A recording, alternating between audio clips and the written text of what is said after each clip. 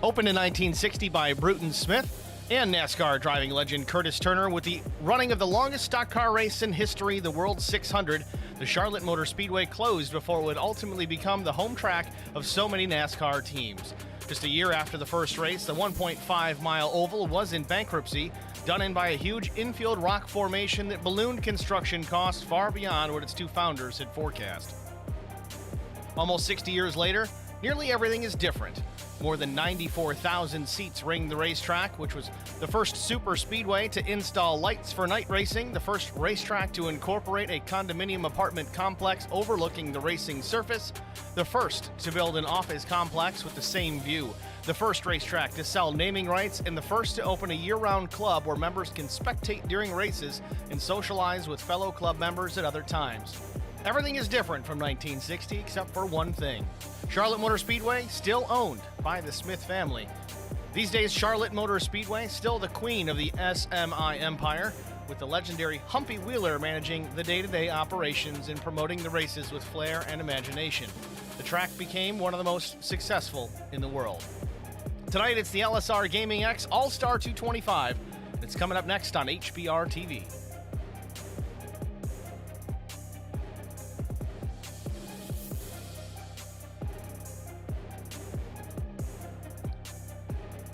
The details for tonight: 78-degree ambient temperature, 91% humidity, partly cloudy skies, track temp 80 degrees. Again, we will be under the lights tonight, so don't have to worry too much about track temp. It's only going to get cooler and only going to add more grip to the racing surface. And again, we are live here at the virtual Charlotte Motor Speedway for tonight's event. Practice just about wrapped up. Trackside, we will go down and see where everybody stacks up. Zach Millett currently the quickest, 30.18 seconds. Keaton Burnett second, 30.34. Wes Wiggin, 30.39. Dan Worthington, a 30.40. Bobby Hall Jr., a 30.44. Flex Motorsports guys put the practice in this week, it looks like. Again, tonight's event, no points will be awarded. This is strictly for fun and bragging rights. Again, we're talking about the All-Star race. Many series, many leagues, not even just in iRacing. They do run kind of a exhibition type event, whether it's preseason or later or mid-season. See Keaton Burnett doing more drafting through turns 1 and 2. Drifting.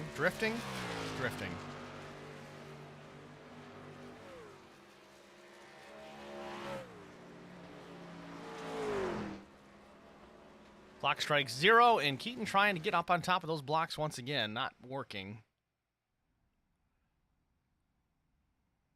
See who goes to pit lane first to start their non-qualifying. Again, we're just going to take a look at the starting grid here tonight. Qualifying determined by reverse order points. So let's go down and take a look at our starting grid for tonight's event. On the pole position, it is the number 95 of Chad Martin. To his outside, with Palmetto Racing, it's the 3 of Kevin Hayes.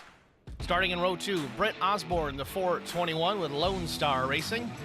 Billy Martin starting 4th with Hagrid's Racing. Jarrett Woodard, the number 79 out of Canada, he starts 5th. Ken Couch will roll off from the 6th position. Joe Tucker starts in the 7th position. David Ballard will roll off 8th. Cody Anderson in the number 17, he'll start from the 9th position. Starting 10th, Mike Fahey, the number 19 Lone Star Racing entry. Thomas Hall, the number 83, starts 11th. Wes Wiggin with Flex Motorsports, the number 88, starts in the 12th spot. Keaton Burnett, the number 26 Lone Star Racing machine, he'll start 13th. With Vincent Short with Howler Boys Racing, he'll start in the 14th position.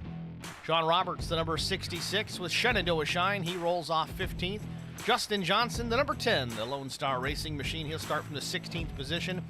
Dan Worthington starts 17th. Bobby Hall Jr. rolls in the 18th position, while Matt Sisler with ATRS starts in the 19th spot. Chris Goins with the number 28 machine, he'll start 20th. Zach Millett, the 315, starts 21st.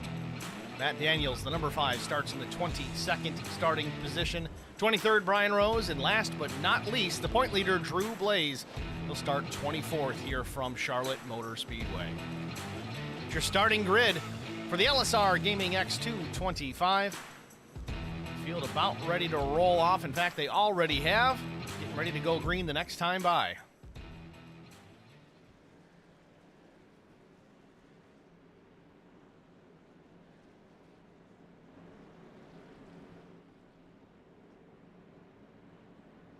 7-Eleven Trick saying good luck all, but let's go Vincent Short. Again, feel free to interact in the stream chat, guys. We got one already. 12 watching, 1 talking. Love to know where you're watching from, who you want to win tonight. Call me out on anything I miss or any of my BS. I'm all for it.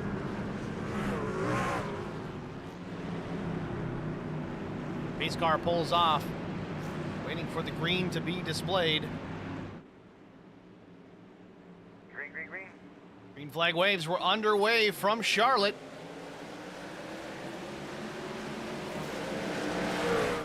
And we got a wreck already. Justin Johnson involved. No caution? No, we get a caution. We go to green and we go to yellow. Right away, we had trouble through the dog leg. Random chaos in the stream chat. Cheering on 13, Joe Tucker. Sorry. Can't count my tongue there. Well, let's see what happened. It looks like it involved Justin Johnson. Maybe some others. We'll get a look at it.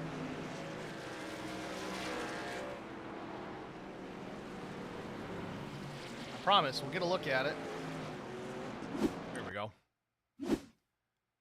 So the 28 of Chris Goins looks like he gets into the back of Justin there, coming to green. I don't know if Justin had to check up, if the 15 of Short didn't quite fire. It happened awfully quick. Let's slow it down and get another look at it. See the backfire. I don't know if he's shifting gears there, but Goins catches the right rear of Justin Johnson. The wreck looked a whole lot bigger than it really was. I think we only had those 2 trucks technically involved in it. You see Brian Rose and Zach Millett going through the fake grass on the infield there. They make it on by. Not a good way to start for Justin Johnson. I'm sure he's not happy about that one. Burning a fast repair so early, or is he? No, looks like he's going to roll with some optional repairs made. Again, they only have 1 fast repair to speak of throughout the course of the race, so with 1 lap, the caution comes out. Justin Johnson having to get some repairs made. Doesn't want to use that fast repair early on, and I don't blame him. You want to save it until you really need it. Cheap insurance, I guess.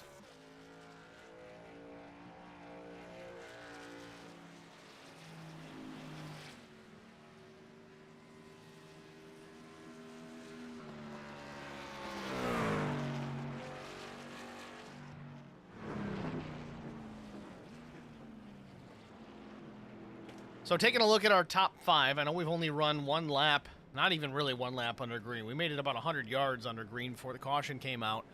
But currently it sits Chad Martin, Kevin Hayes, Britt Osborne, Jarrett Woodard, Joe Tucker. That's the top 5. Further down, Ken Couch, Mike Fahey, Thomas Hall, Wes Wiggin, Keaton Burnett. That's the top 10.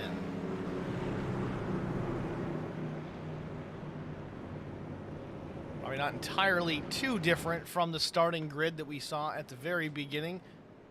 We do have a lot of drivers that have switched spots. The top 3, not so much, but Woodard is up a spot. Joe Tucker's up 2. Ken Couch, right where he belongs.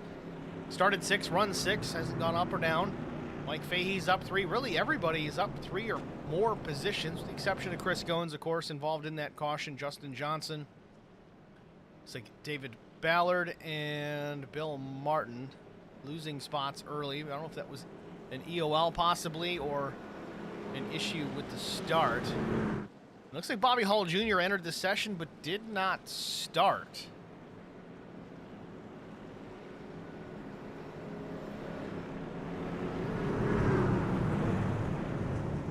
Let's called off the restart, so we're going to go one more time around. I'm not sure what they're trying to work out here. We've only run, like I said, 100 yards under the green flag, but I want to see if I can get a look at the starting grid. Is Bobby Hall Jr. not a part of it? No, he was. He was slated to start in the 21st position. Don't know if Bobby had a connection issue or had to bail for various reasons. Hopefully we can get some information on that, but unfortunately Bobby Hall Jr. out of this one before it even gets going.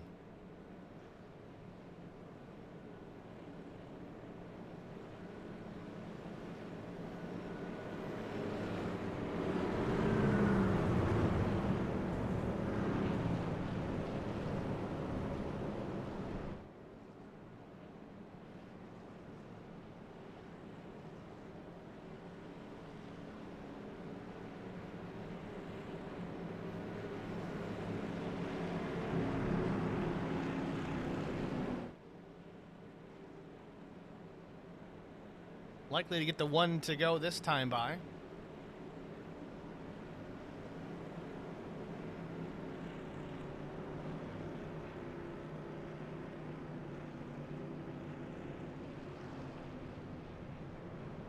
So we lost Chad Martin for a minute there, lost a connection, came right back.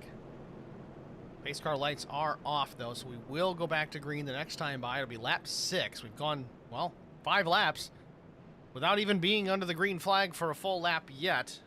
Hopefully we get that figured out. Again, the field arranged initially on the start by reverse order of points. So the guys that are faster start in the back. Makes things pretty interesting to see how they're going to snake their way through the field towards the front. Still a 150 lap race, so plenty of time to get through. Nobody should really be in a rush. But I know those faster guys in the back certainly don't want to be mired back in the minutia, so to speak, and get caught up in somebody else's incident. And we've already had one there right at the green flag.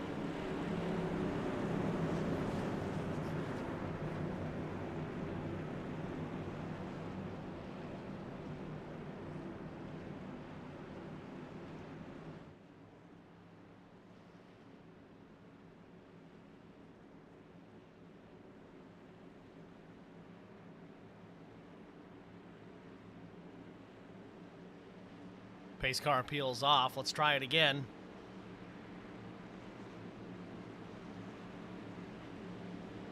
Green flag. Green flag waves are back underway. Off and running. A good restart from the 95. Hopefully it wasn't too good. Kevin Hayes in the 3. He tucks back in. Second spot, 2 to 3 trucks behind the 95.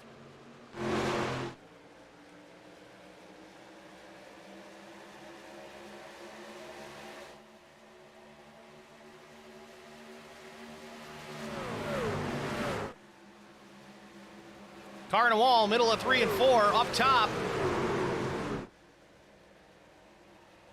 Slides to the back, not sure who it was, maybe David Ballard.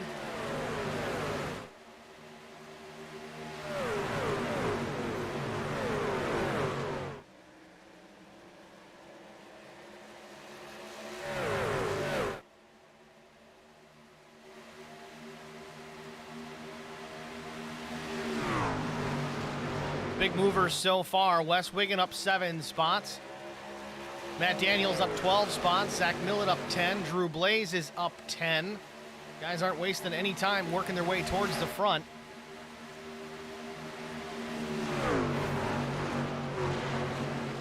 Britt Osborne had a hair-raising moment there at the exit of the dog leg. He gathers the truck up, saves it. That all happening right in front of the 315 of Zach Millett.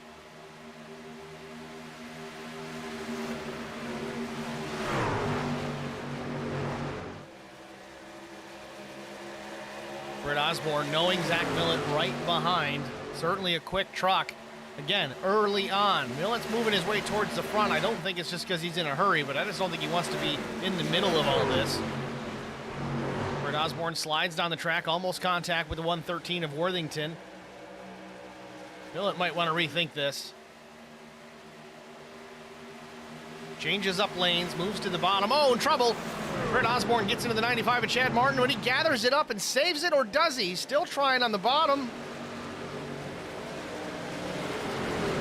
Beautiful save out of the 95 of Chad Martin. He was out in the front for a while. He slipped down to the 20th position. Big time save. He's still trying to get back up and running here.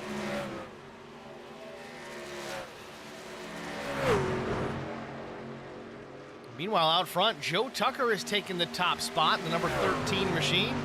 Emission 22 on the hood. This is my favorite paint scheme that he runs in this truck series. Colorful, got a lot of good sponsors on board. It's a good-looking truck, except for that blue oval in the front. Can't all be perfect, right?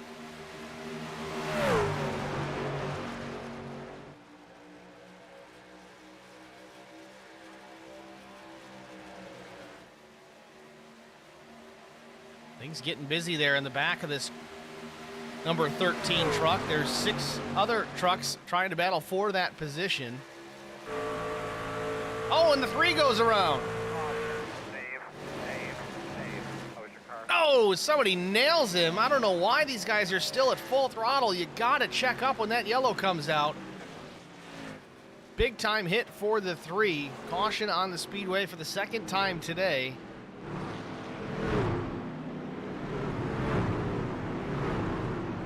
Let's get a look at what initially put us under the yellow. The 3 there of Kevin Hayes. Looks like he's starting to get loose, but the 88 just gets to him. 3 comes around. 88 might catch him again. That's Wes Wiggin. Sends the 3 up the track in front of... Can't tell if that's the 08. Oh, man. Big time hit, though. I think it was Dan Worthington that got him.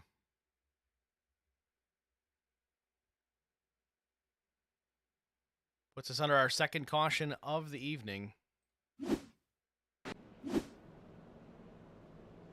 Got some other drivers on pit road. Vincent Short, one of them. Matt Daniels, Sean Roberts. That was Matt Daniels in that 5 truck that we were talking about. We weren't sure who it was. The Reese's Toyota Tundra TRD Pro.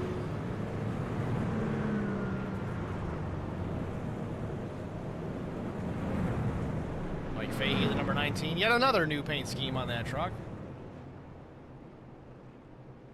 Dave Ballard in his pit box had to back it up just a bit. A little too deep. Went past. Got to be inside the box to do any kind of pit work.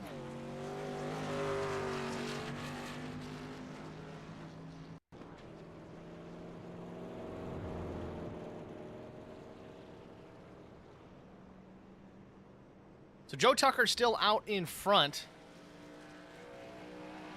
We've run 13 laps. I think maybe 5 of them have been under green. The first 5 or 6 we were under the yellow. Caution came out at the initial start. We are going to step aside here, get a quick break out of the way, and we'll be back after this.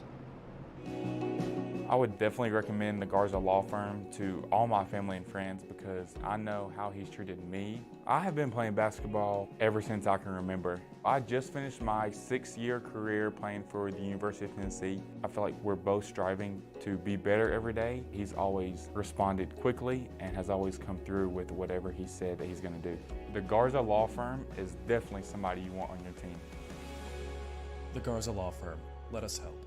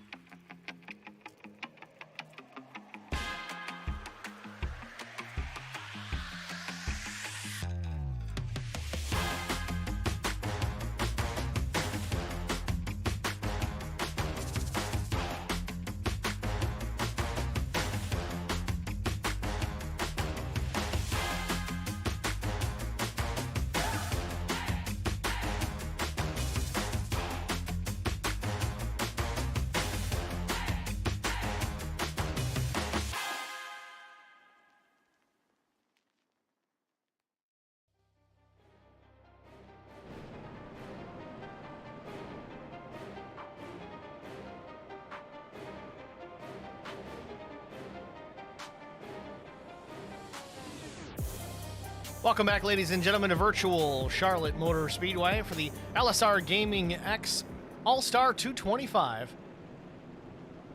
Mid-season All-Star race for the Lonestar Racing Truck Series. Working our second caution, lap 13 on the 1 to go. Going to go back to the green flag the next time by.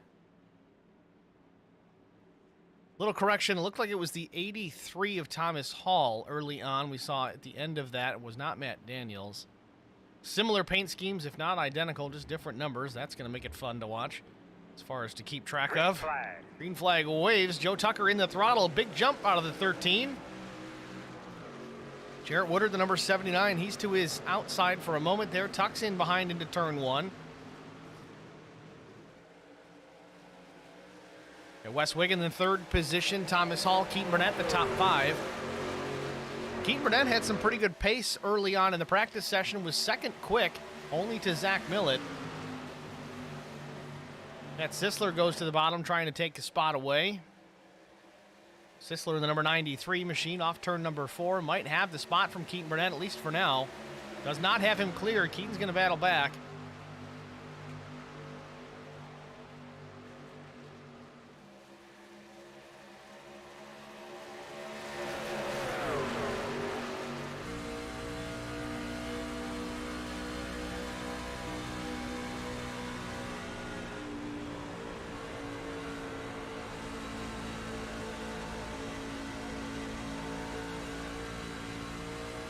Riding on board with Keaton Burnett in the 6th position.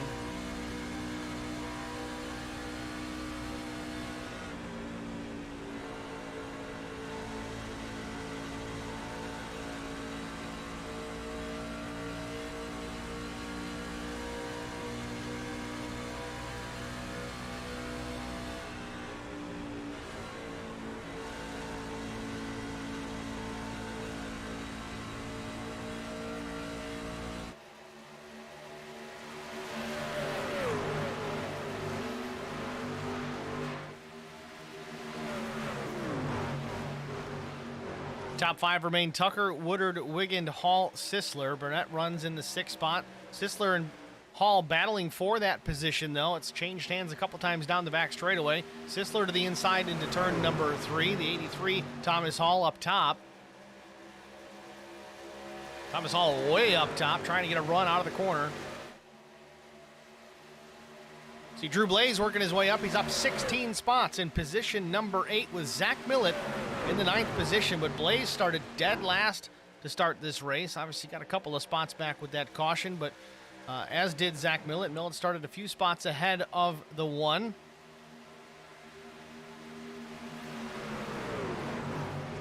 Sisler does take position 4 from Thomas Hall. Now we got a battle for the 2nd spot. Jarrett Woodard has it. Wes Wiggin wants it. Crossing the stripe, lap 21 goes on the board.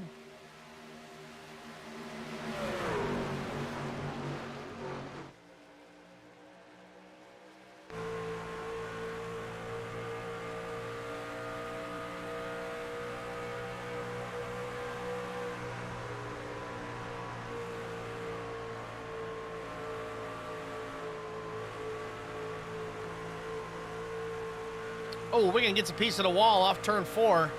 Doesn't slow him too much, but now he's got company. Matt Sisler trying to take advantage of that mistake.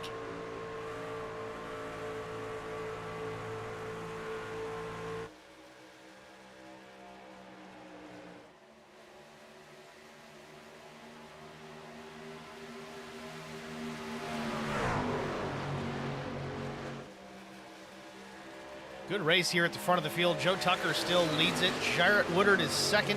Wes Wiggin, Matt Sisler, Thomas Hall, top 5. And it's Keaton Burnett, Drew Blaze, Zach Millett, Dan Worthington, Brian Rose also has moved his way from the back towards top 10.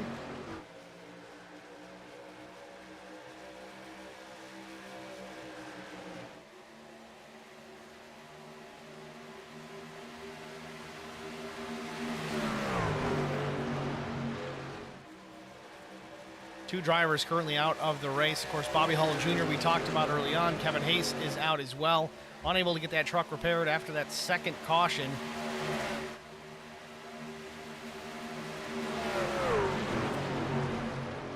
Matt Sisler on the move, trying to get another spot away. It's Wes Wiggin, the next victim. Sisler tries to clear himself off of turn 2. Not going to do it. Tried to make him lift. Didn't happen. This is the All-Star race. No points here.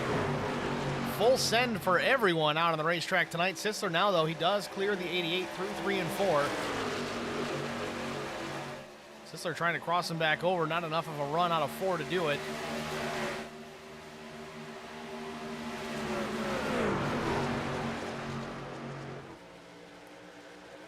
Behind those guys as they do battle, Drew Blaze making a move to the outside. Caution on the Speedway, though. We have got a very, very difficult official this week, so make sure we're minding our P's and Q's. System showing Bill Martin and maybe Ken Couch involved. Oh, Ken Couch definitely involved. There's no doubt about that.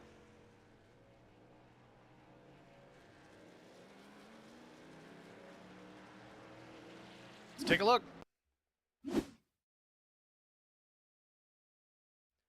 Looks like it starts up ahead. Vincent Short to the inside of the 421. Britt Osborne. Osborne goes around, but then Ken Couch gets into the 5 of Matt Daniels. Matt's got a good power slide going here. Does he save this? Now it catches the right rear of the 08 in trying to do so. It kind of rights the 5, but sends Ken Couch hard into the wall. Sean Roberts might have got a piece of that. Looks like he did.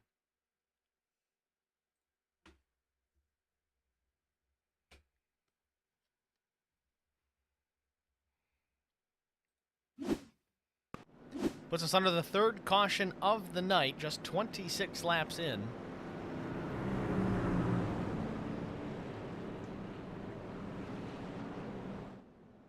It's going to drag just about everybody down pit lane, though. The caution being out. 26 laps in. They've got, I think, 6 sets of tires over the wall to play with. Plenty to go around. Going to take the opportunity, even though we haven't run a ton of laps under the green flag. Fall off being what it is. It's time to come and get some fresh rubber.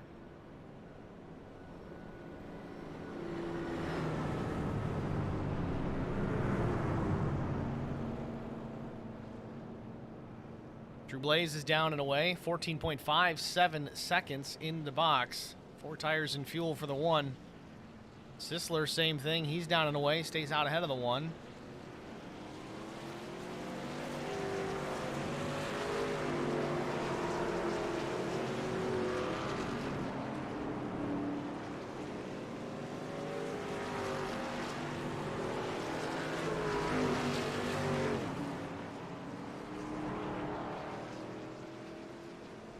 The great thing about youth sports, they give young people an opportunity to participate in something that is going to broaden them as people. I think it's very amazing that Garza Law Firm has made a commitment to help the youth kids with playing different sports. Guys like Marcos Garza that put their time into being able to help these kids live out a dream. It's made me who I am today. The Garza Law Firm. Let us help.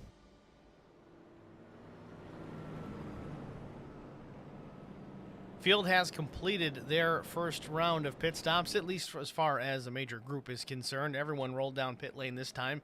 Got service. Actually, it looks like with the exception of 2, Joe Tucker, Jarrett Woodard opted not. Brian Rose, Cody Anderson also staying on the racetrack.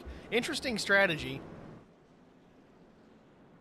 There's no stages in this particular race that I'm aware of. Got 6 sets of tires. Spread out over 150 laps. I know the mindset might be, well, we haven't really used them up all that much. We had a couple of cautions, this being our 3rd in the first 26 laps. Maybe I just wing it, stay out for the track position, kind of gets them out of the chaos that is the mid-pack. But, I mean, they've got enough tires to change sets, I think, about every 25 laps. I mean, you might as well take advantage.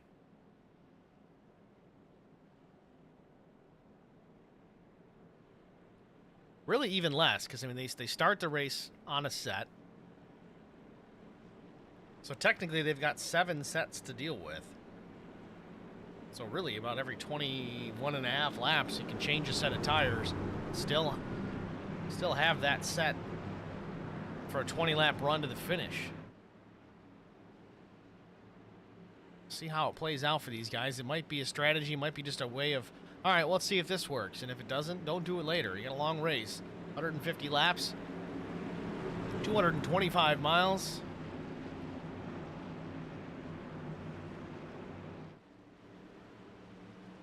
Arnie's got the flag. He waves it, and we're back underway.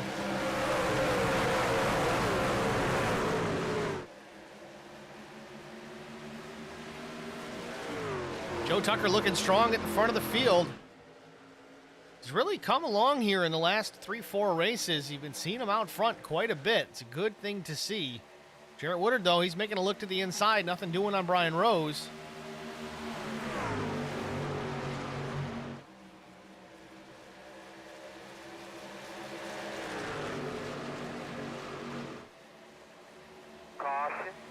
Caution out once again. Maybe Thomas Hall this time. Yes, indeed.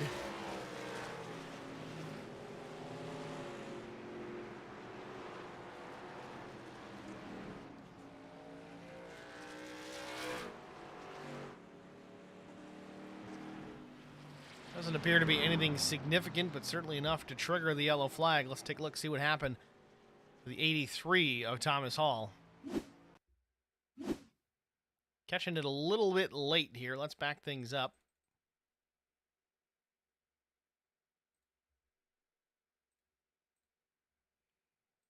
Still not back far enough. Had a bit of a wiggle on entry, slides it up the track, chases it. And looks like he's got a little too much wheel because the rear end of that truck's going to start to come around. And that's just going to send the nose down to the bottom. Chris Goins is going to get a piece of it. It looks like, yes, he is. Going to send the 83 up the track. Now he's chasing it again. So 83, 88 get a piece there. Does not appear to be. But Matt Daniels gets into him. Reese's peanut butter sandwich there. Sounds good. Doesn't look so great.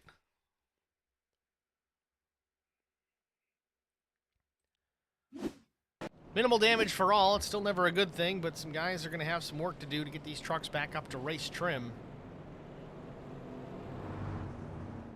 Britt Osborne down pit lane. Some damage to be repaired. Chris Goins looks like he's down pit road as well. He's completed his repairs. Might have used a fast repair. Hard to say, but that truck looks mighty clean. Unless he had some wheel damage, so to speak, or some front suspension issue going on where the steering wheel was not straight. I don't see why he would have used a fast repair otherwise. Didn't seem like that truck was in too bad a shape, and it is really early on. If the cautions keep falling the way that they have thus far, which they usually don't, they usually clean up somewhat around mid-race. If this type of thing happens, you get a bunch of cautions early, guys start to settle down, and it goes away, but Goins might be thinking, you know, maybe we're at that settle down point. Let's get this thing fixed right, and we'll be good to go to the end.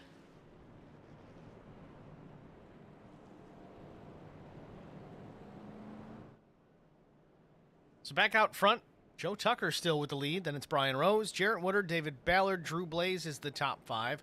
And Dan Worthington from the 6th position, he rolls down pit lane late. Sure, is this the one to go? Nope, pace car lights are still on. Worthington in the pits.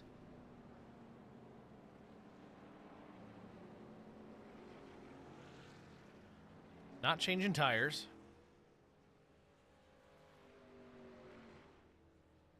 Don't really see much damage on that truck, if any.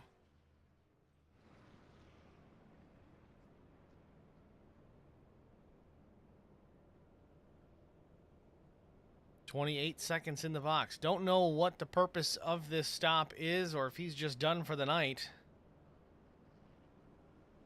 Tough to say.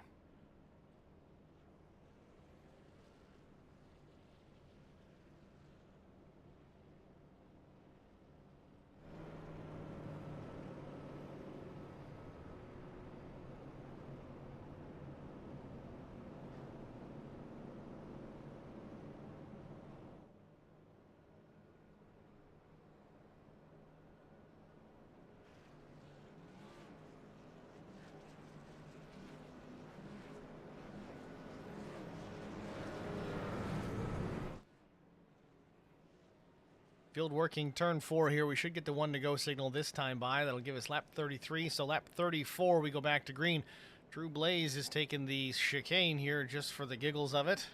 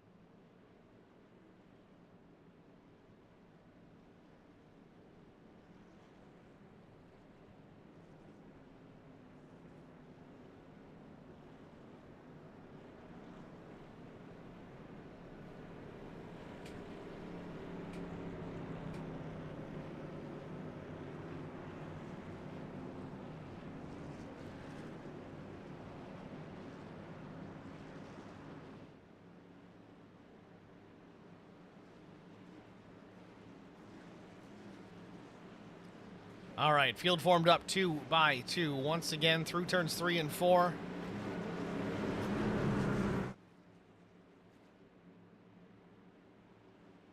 Pace car is off. We wait for Barney to wave the green flag once again. Green flag.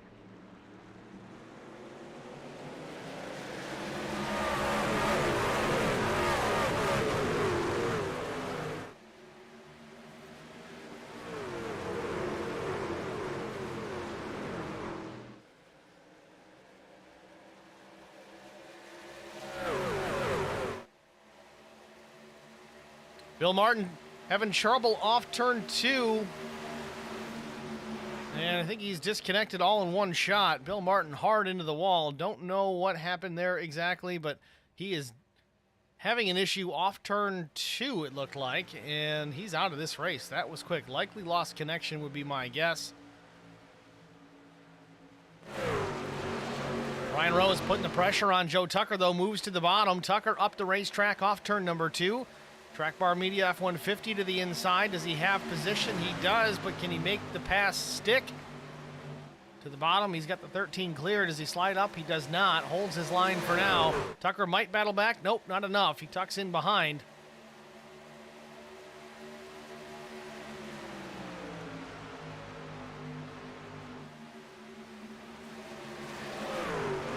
New leader, lap 36. It is Brian Rose. Matt Sisler, though, he's still on the charge. He's been strong since the drop of the green flag. He's up about the 3rd spot. Now, Joe Tucker is going to battle back to the inside. He got a run out of turn number 2. Brian Rose up the racetrack. Oh, has the check up. No contact with Sisler. That was close. Tucker seemed like he had the run through 3 and 4. Thought it was going to stick on the bottom. He had to check up. Almost got run over by the 93. Everybody gets through clean. 3 wide for the 2nd spot. Sisler on the bottom, Tucker in the middle, Woodard up top. Oh, that was close. Drew Blaze got involved in that for a minute. Now he's to the inside of Joe Tucker. Goes all the way to the bottom. Tries to avoid contact. He does avoid contact. Still 3 wide, further back. Oh, contact with Joe Tucker and Keaton Burnett. Keaton Burnett checks up, barely misses the wall. Tucker free falling here. And Tucker did not take tires, did not pit at all. Still on the original set, so he's getting eaten up right now. Definitely not the plan, but somehow Brian Rose is making it work, except he's not. Sisler's taking the top spot away. He's to the bottom. Now Brian Rose up the racetrack. The difference between himself, that is Brian Rose, and Joe Tucker. Joe didn't pit at all. Brian pit on lap 2. I don't know if that was for just fuel alone. It looks like it was. So same tire strategy for both those drivers. Worked for a little bit, but not so much now as Drew Blaze is cutting through this field. Battling now for the 4th position. He's currently 5th. Matt Daniels, Keaton Burnett doing battle just below him. Jarrett Woodard up the racetrack once again. He's just running his line. These guys are trying to get by on the bottom, but it keeps creating these 3 wide opportunities. It's exciting for us up here in the booth, but it's hair-raising for these drivers down on the racetrack.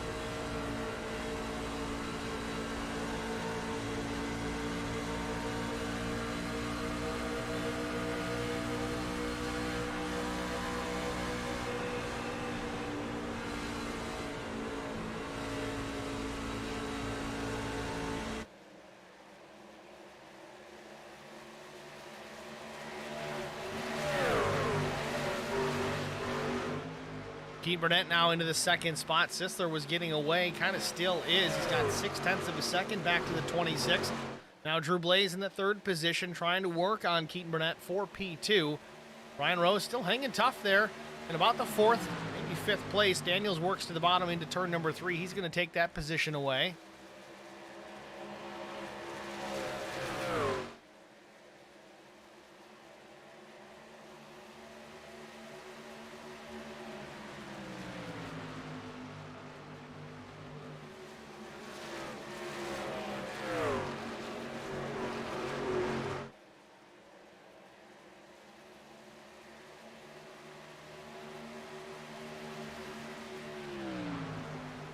Still 21 trucks on the lead lap currently. We're 43 laps in, almost 1/3 distance.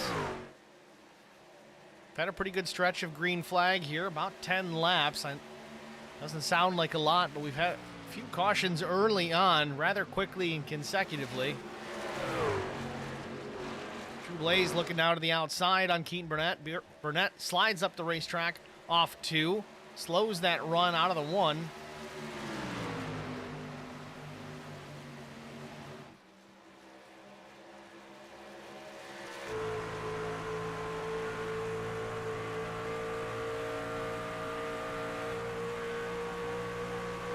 Drew Blaze all over Keaton Burnett like a cheap suit as they go into turn number 1. He's faster, just letting Keaton know, hey, I'm faster. Keaton's going to make him earn it.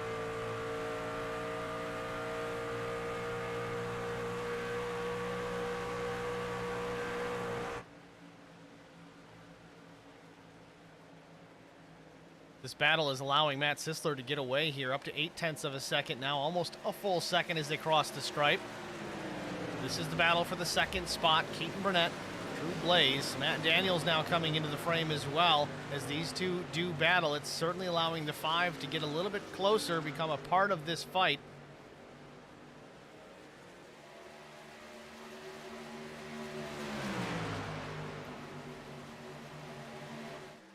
Drew Blaze wearing out the tailgate. The Keaton Burnett Silverado as they're off turn 4. Remember, Keaton had good pace in practice. Looks like Drew's got him here. He's to the inside. A little bit of damage. The 26 of Keaton Burnett. Don't know if that's slowing the truck down just ever so slightly, or as these tires begin to fall off. So they kind of lean into the advantage of Drew Blaze. See Matt Daniels now to the inside. Good run into 3. Keaton Burnett slides up the track again, tries to get a momentum out of 4, kind of help defend that position, but Daniels gets out of the corner quite well. Still not clear of the 26.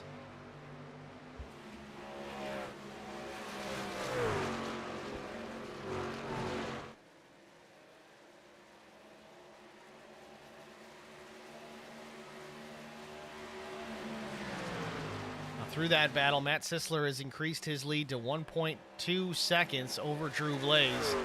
We'll see how quickly Blaze can reel in the 93, or if he can reel in the 93 as we complete lap 48. Now 49 goes up on the board.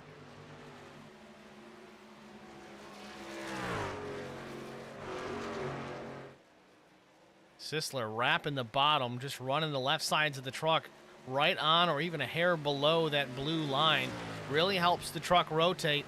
It's nice to have it, but if you miss it ever so slightly, it's going to push up the racetrack, or if you hit it a little too hard, you run the risk of oversteer or a very loose condition. It's very difficult and challenging to battle both of those symptoms in the race truck throughout the course of a run. Seems like Sisler's having a good luck at it now. It's running okay, but time will tell if it remains the same. Blaze still chipping away at that deficit. He's cut about 0.05 into it, 0.5 that is. Last lap for Sisler, a 31.78 to Blaze's 31.74. Matt Daniels quicker of the 3, though, a 31.72. Might be aided by a little bit of a draft.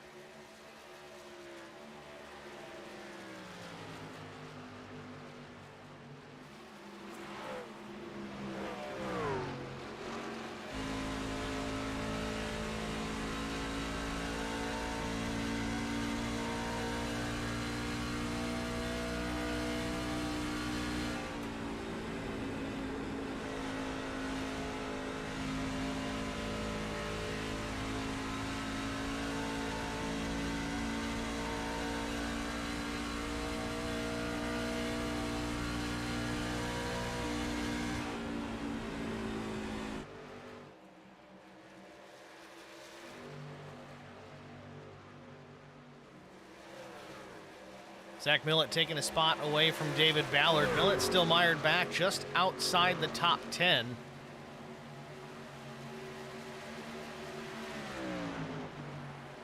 Zach did pit at lap 26.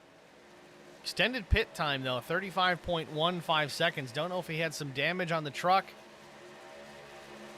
There is some damage to the right rear and the tailgate section of that Silverado that may be hindering his progress for now. A little bit of nose damage, it appears, as well. Minimal, but to the front splitter of the truck, it's kind of bent up.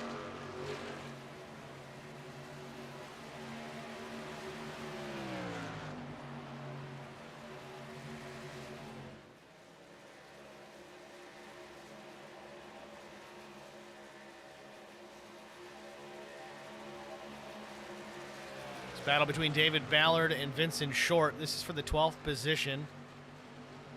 Short had a run into one. He gets to the bottom. Ballard's going to use that middle to middle high lane. Build a run out of turn number 2 and down the back. He's going to catch a little bit of draft as well. Short tucks back in behind. Still some damage on the 90 truck as well. Like I said, these first 30, 40 laps were bit of a handful for some of these drivers. Seems that everybody has settled down, as we talked would probably happen. It has.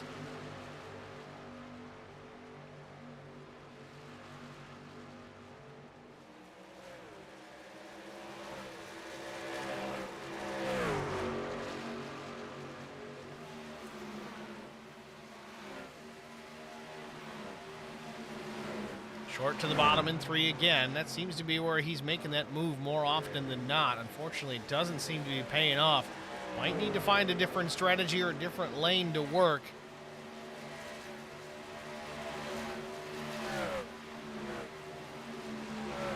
Ken Couch is coming into the frame as well. He's going to be right at these guys momentarily if Ballard and Short continue to battle the way that they are. Again, this would be for the 12th position.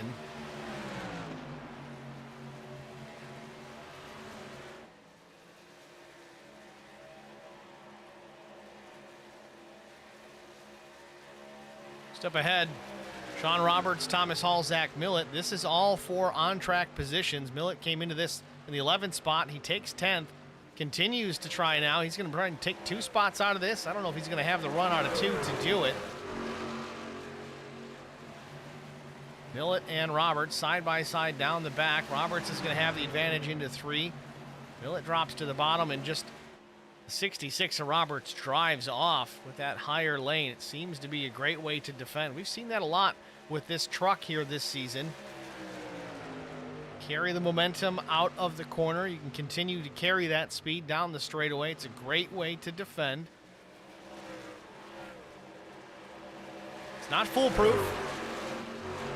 Certainly frustrate a guy to the inside for a while.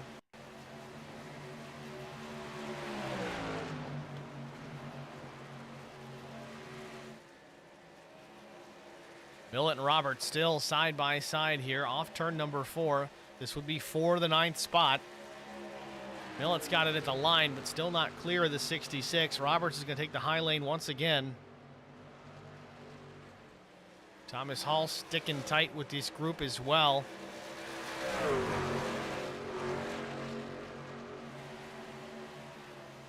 Looks like Vincent Short and Dave Ballard still battling as well. Short still working though into turn 3. Ballard's got the high side. It's just that top lane is rolling right now, but it seems to be paying off for Vincent Short to be persistent on the bottom. Ken Couch into the frame as well. Ballard has that chance of losing 2 spots out of this.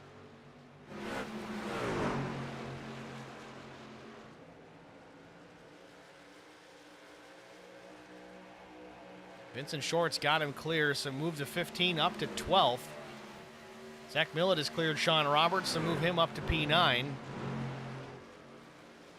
Out in front, Matt Sisler still in the lead and putting distance between himself and Drew Blaze. When we went away to watch those other battles, he was about 1.15 seconds, I think, was the advantage the 93 had, but it's extended down to 1.7 seconds back to Drew Blaze. They've started to encounter some lap traffic.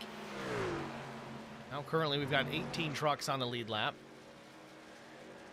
Last truck on the lead lap is Britt Osborne in the 421. And I'm not sure what happened to Joe Tucker specifically. He was leading this race and looking strong. Did try that no tire strategy, but now he's listed as 2 laps down. He may have just taking the opportunity to hit pit lane under green flag conditions. Again, it's still early. He's 2 laps down, though. We're going to need some more cautions to get him caught back up if that's going to happen. It's a shame to see it because Tucker had some good pace early on.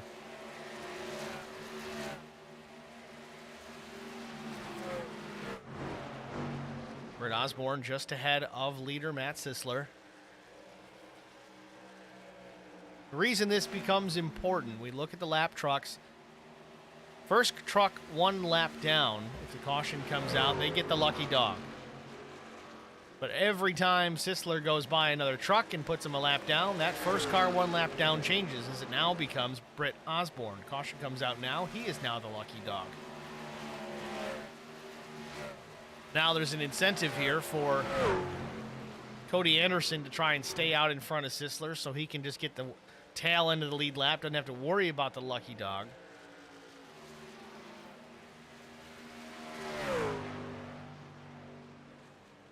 But with Sisler coming, could put the 17 down a lap, but then Cody would become the lucky dog. It's just how it works. Meanwhile, Brian Rose hits pit lane here under the green flag as well. Looks like 4 tires and fuel for the Track Bar Media F-150. He's down and away.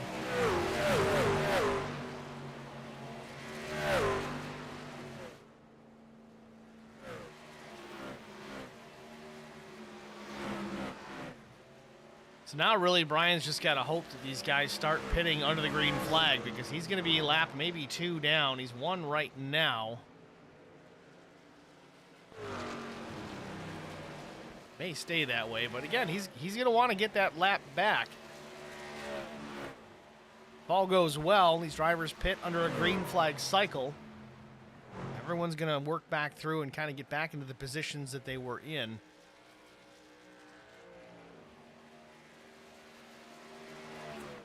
Sisler now almost 2 seconds ahead of now Justin Johnson as Drew Blaze slips back to P3. Remember Justin Johnson?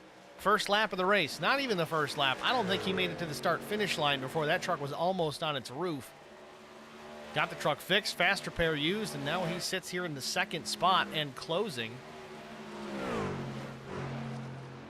He's already shaved almost 0.2 of a second into Matt Sisler's lead.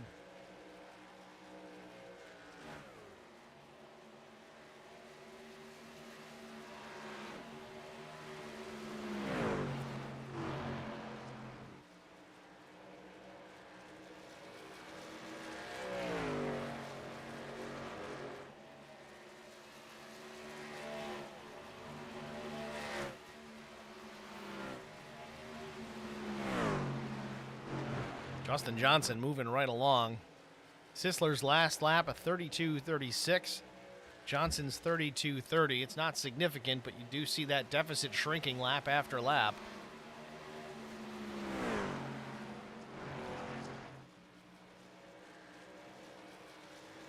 Taking a look at the stream chat, going back to it, we had to see Random Chaos cheering on Joe Tucker. That didn't fend so well. Tucker family as well. Tough break for Joe. It's not over yet, though. He's still there. Eddie Rose cheering on Brian Rose, of course. And then Nikki Short, of course, cheering on Vincent Short. Thanks, guys, for popping into the stream chat. Speaking of Vincent Short, down pit lane he rolls.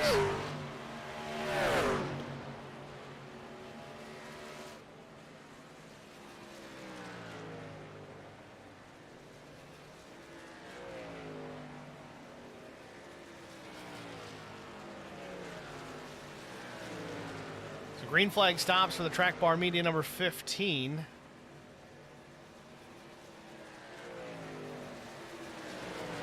.88 second stop. Zach Millett now, he rolls down pit lane. Keaton Burnett, Dan Worthington, Wes Wiggin. Now everybody's starting to roll. Millett uses the fast repair here as we're just about halfway. Now he's got to be careful and keep the nose clean on that Silverado. Keaton Burnett, also fast repair used. That truck looks nice and shiny once again. 4 tires and fuel for the 26. Wes Wiggin in his box as well. Right side's in the air. Dan Worthington down and away. Don't know what the issue with Worthington was early on. Remember, he had a very extended stay in the pits. Dave Ballard down pit lane, the Farmington Fire Rescue Machine.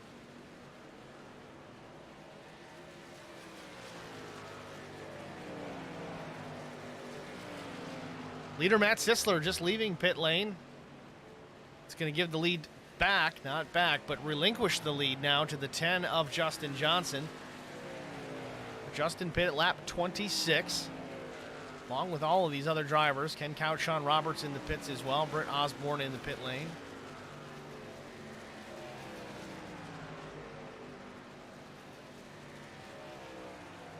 Justin Johnson stays out on the racetrack. You got to wonder when these guys are going to hit the pit lane. Chris Goins, his last stop was at lap 30.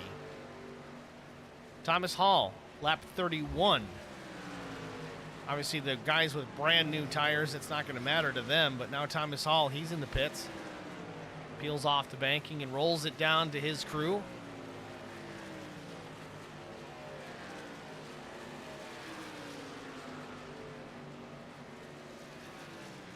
I mean, I get the idea of wanting to stay out and kind of hoping you can catch everybody a lap down here, but if it doesn't come out, you're just losing big time track position every single lap. You look at Justin Johnson's last lap was a 32.50. Matt Sisler's last lap was about a 31.20. That's a big discrepancy there. And every lap Justin stays out, that much further behind he's going to be when he finally comes back out. Granted, he will have fresher tires when he returns to the racetrack. It's kind of a seesaw battle. You kind of get off cycle with everybody else.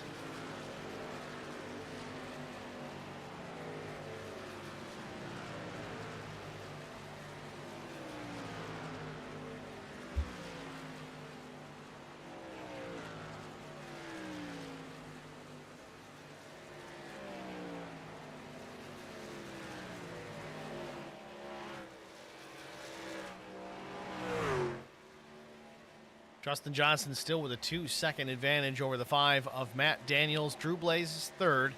Chris Goins, Mike Fahey, that's your top 5. Fahey peels off the track. He's going to hit pit lane. So now we're down to 4 trucks on the lead lap, at least once Fahey cycles back around. Also depending on whether or not the top 4 opt to hit pit lane. Justin Johnson through 3 and 4. Stays on the track once again. Change for position. Chris Goins up to P3. Remember, Chris Goins involved in a wreck as well. I think he's burned a fast repair.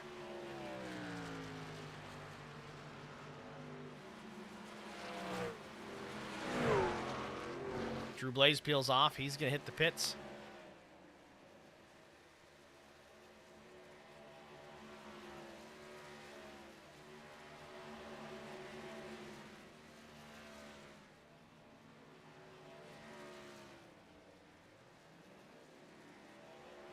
Quick stop for Drew Blaze, 14.78 seconds. Justin Johnson also now is the leader, peels off the racetrack. Matt Daniels goes with him. Chris Goins now is going to cycle to the front. Now, Goins will probably stay out a handful of laps longer than these drivers as he pit at lap 30. Johnson, Daniels, and many of those drivers pit at lap 26 at the last time, so they've gone a lot further on the distance. But Goins could either stay out for a few more or just opt to kind of get on an even sequence with them. 4 tires and fuel for Justin Johnson. A really quick stop. 14.62 out of the 10.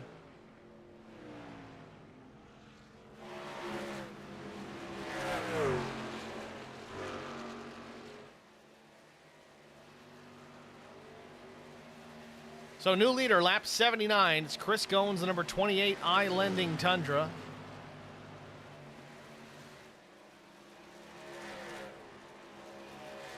And Goins is going to peel off as well. He's going to hit pit road. Final truck to do so in the cycle. And as he hits pit lane, the caution comes out. This could really work out for Chris Goins. Let's see if he still hits the pit box. He has a huge advantage over Sisler right now at 29 seconds.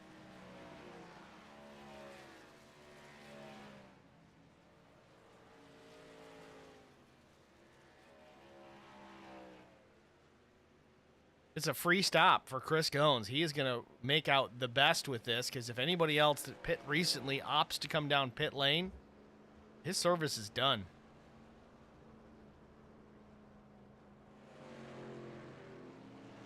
So Sisler goes on by. Millett goes on by.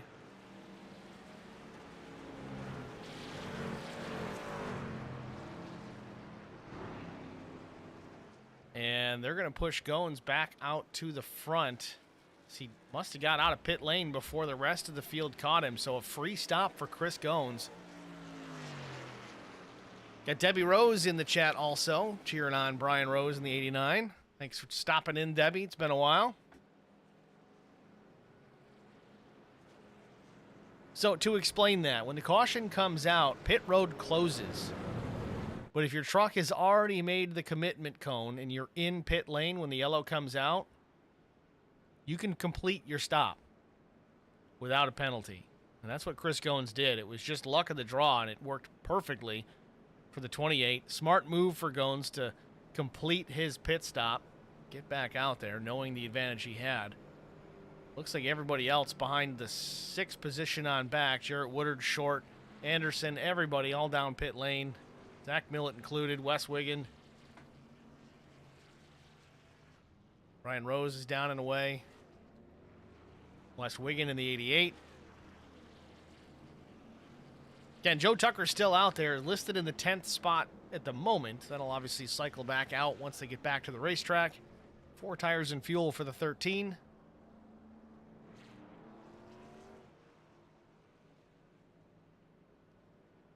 With that, we're going to step aside, get a quick break out of the way. We'll be back after this. I would definitely recommend the Garza Law Firm to all my family and friends because I know how he's treated me. I have been playing basketball ever since I can remember. I just finished my 6-year career playing for the University of Tennessee. I feel like we're both striving to be better every day. He's always responded quickly and has always come through with whatever he said that he's going to do.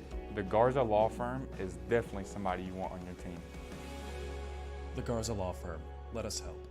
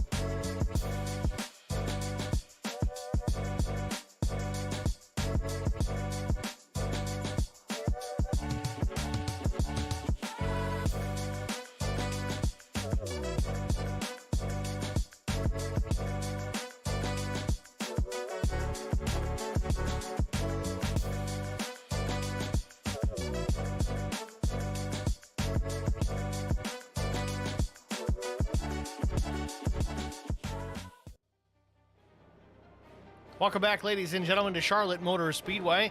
Under our 5th caution of the day, and it came out in very timely fashion for Chris Goins. But let's go back and take a look and see exactly what put us under this yellow between Ken Couch and Sean Roberts. 2 were doing battle off turn number 2. Roberts might have come up a bit. Couch could have come down, who knows, but they make contact off through down the backstretch and end up coming to rest into turn number 3 entry.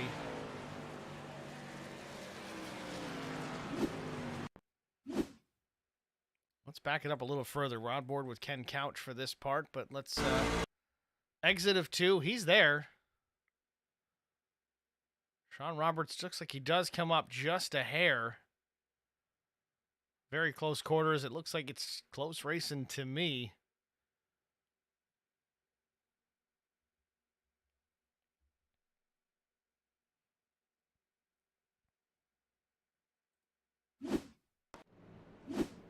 Pace car lights are off. We are on the 1 to go. Lap 84. We'll be back to the green flag. Here in the LSR Gaming X Allstar 225.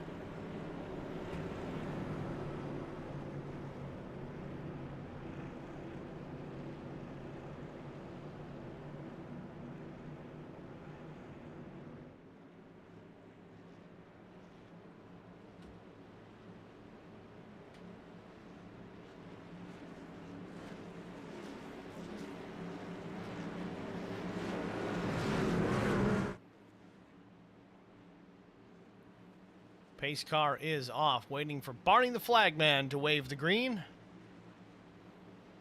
Green, green. Green is out. We're back underway. Chris Goins with a good jump.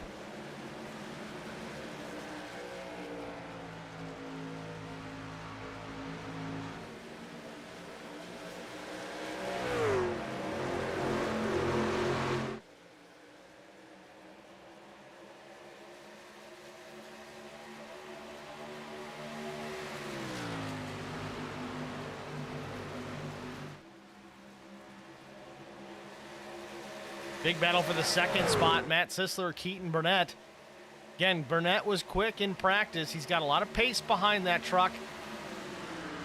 See if he can do anything with it. Sisler's been awful strong all night long.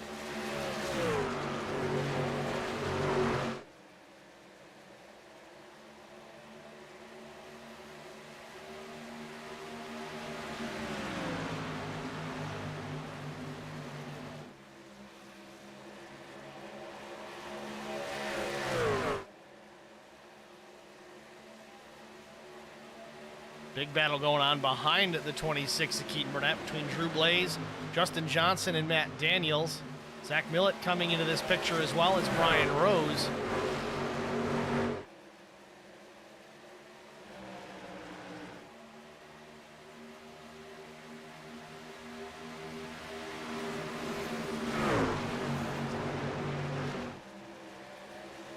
Matt Daniels battling tough on the high side, the number 5 Reese's Toyota. Drew Blaze on the inside trying to steal that spot away. Doesn't have it just yet. Tucks back in behind, takes a peek to the outside. Now back to the bottom into turn 1.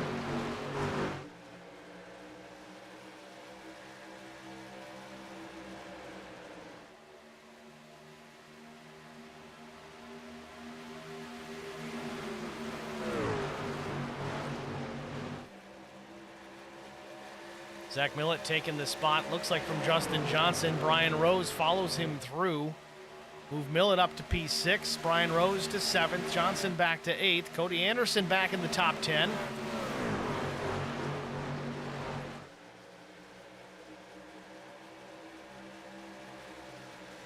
Another truck of note, we talked about Joe Tucker being 2 laps down. Through that cycle of pit stops and that caution, he got 2 laps back, so he's currently on the lead lap, albeit in the 17th spot. Still plenty of racing left.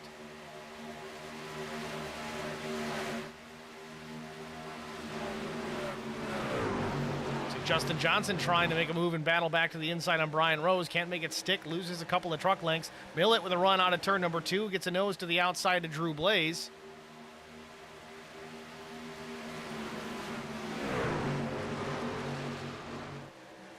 Battle for position. This is for the 5th spot. Drew Blaze, Zach Millett off turn 4. Blaze with the advantage at the stripe.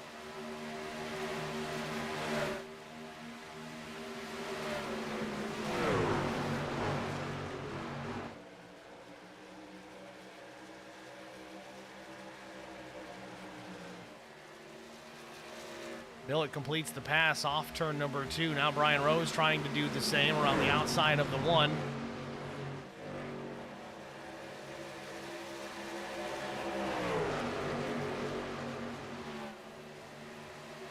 Now, I'm not sure exactly what happened. We've got some more Tucker fans out there, but I hate to say it. He is still in the 17th spot, but he is now listed as a lap down. Don't know if he had a connection issue. He seemed to be blinking in and out, at least in my timing tower, but he is still out there. And again, he is still not out of this. First truck 1 lap down. We get another yellow. He gets that lucky dog. Okay, Brian Rose takes another position. He moves up to 6th. Now Drew Blaze slips to 7th. Not the typical pace we see out of Drew Blaze, but again, it is not time to win this race. It's lap 92 of 150. Drew Blaze certainly has more in the tank. He's proven that over the season. And this being an all-star race with no points on the line, don't count him out.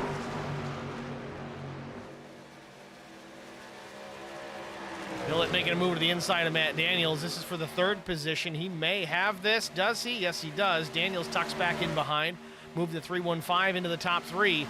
Matt Sisler with some company up front. It is the 315 of Zach Millett. Closing fast off turn number 2. Might have a run out of the corner down into 3. Let's see if he makes the move and takes a look. He's looking. Maybe not quite enough, or is it? Millett drives it to the bottom, keeps his foot in it, makes it stick. Move the 315 up to the 2nd spot.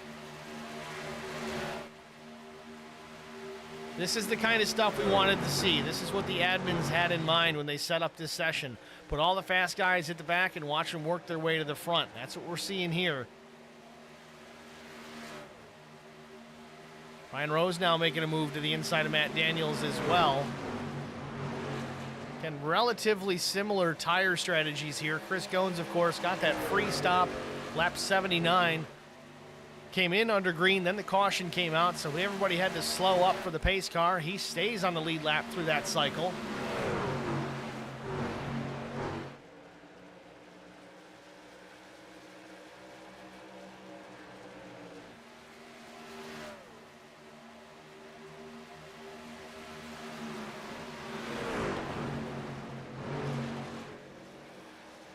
Sisler starting to drop back now. Brian Rose looking to the outside of the 93 off turn number 4. Millett hangs in the 2nd spot, but closing in on Chris Goins. Behind the battle we're watching now, it's Cody Anderson making his way around Matt Daniels as well. Big changes up at the front of the field. Again, very similar tire strategies across the board. Up front, though, all similar.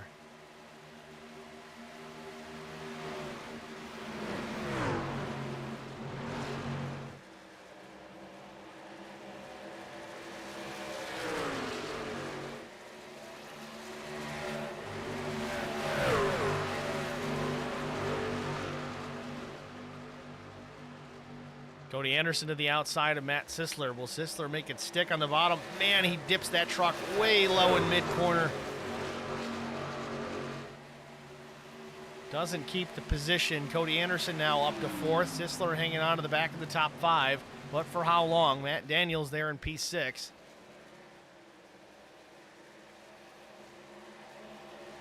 Battle for the lead. Millett has it at the stripe. Can Goins battle back to the inside into 1? Still side by side, not clear quite yet, but Millett, he's been quick on the bottom. Let's see if he's quick up top. Corner exit clears the 28 of Chris Goins. Zach Millett for the first time to the front of the field. Goins now back to 2nd.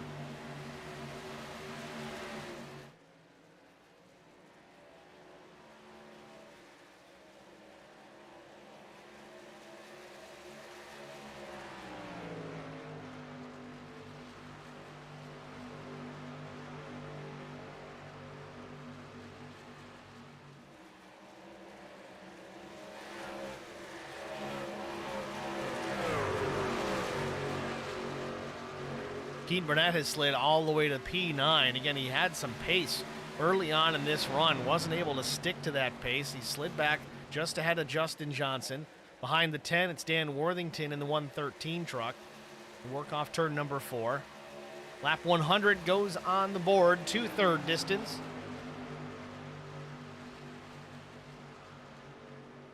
Now Johnson to the bottom of Keaton Burnett. Easily takes the spot, or does he?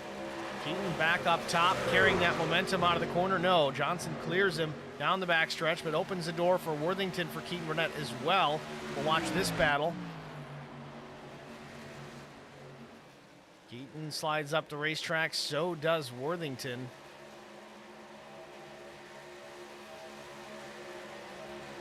And I gotta say, I think Joe Tucker is having some connection issues. It just told me he entered the pit lane on the same lap 8 times.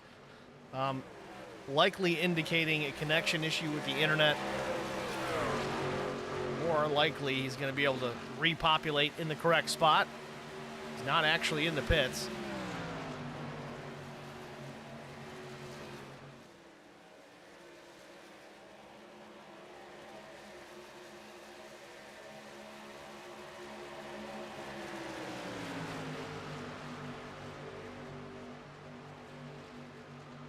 Vincent Short taking a spot from Matt Daniels. You got to wonder if these guys up front just push too hard too early, because they're all sliding back.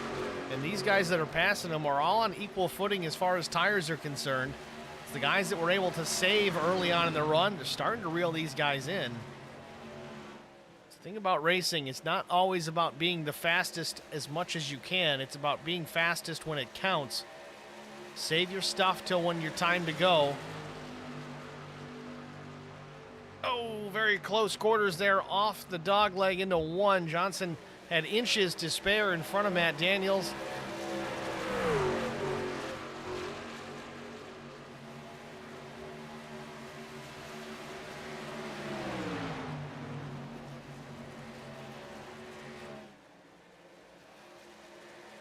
At the stripe, Zach Millett still out in front. Chris Goins remains in the second position. Brian Rose is third. Cody Anderson's battled back up into the top 5 into P4. Matt Sisler, after leading for quite a while, has held on to that 5th spot, but for how long? Drew Blaze looks fast. He's right there knocking on the door of Matt Sisler down the backstretch. You might see him move here to the inside into 3. Not just yet. Maybe the next time by.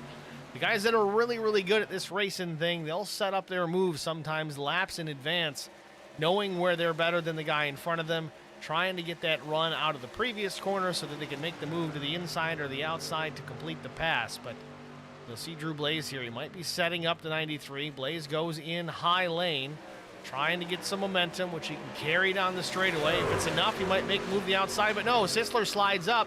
Diving to the bottom goes Drew Blaze. He's got a nose inside. Blaze on the bottom, kind of running that bottom blue line as well, trying to get that truck to rotate. Still side by side off of 4 at the stripe. It's going to be Sisler. But here we go again. Now Matt has the opportunity to go to the high side and kind of defend with that momentum, the same move that Drew had used. But no, Sisler tries to pinch the one down on the bottom. That's an opportunity as well. Kind of a risky one, but you kind of put some air on the back spoiler of that truck. Side draft a little bit.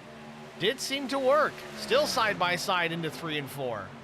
Lap truck coming up top. He's going to have to be careful. He might have to back out of this just to give him the spot and not get involved with Bill Martin.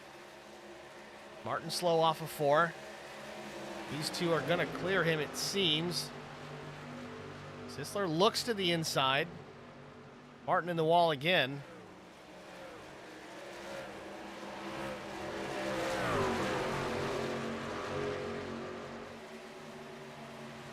Great battle for position on the racetrack here between Drew Blaze and Matt Sisler. Blaze has taken that spot, moved himself into the 5th position. Sisler now back to P6.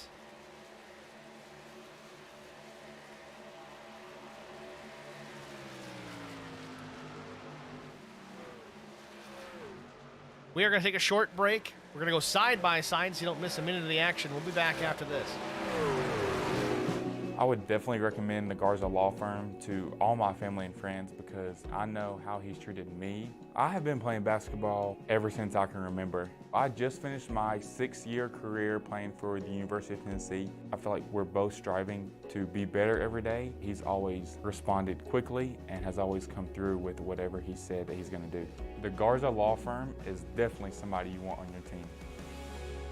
The Garza Law Firm. Let us help.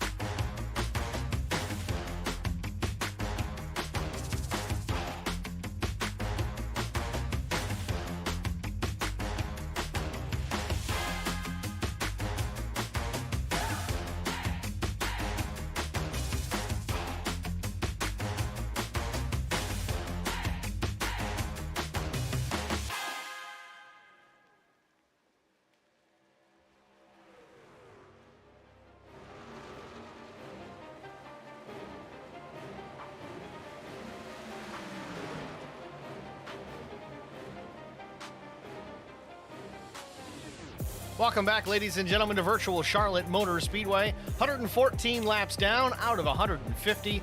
Closing in on another set of green flag pit stops. We said it early on. After a brash of cautions early on, we had a bunch.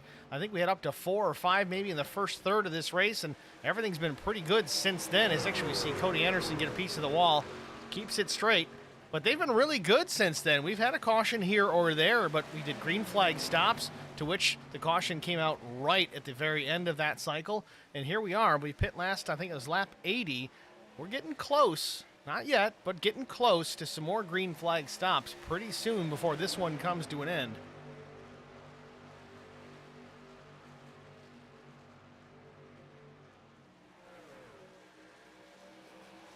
Looking back at the stream chat, of course, Jesse Redding talking about Joe Tucker, cheering on Chris Gones, and then we got Tristan Sykes. Once again, I'm just here to watch Fahey wreck. Thanks for piping in there, Tristan. Appreciate it.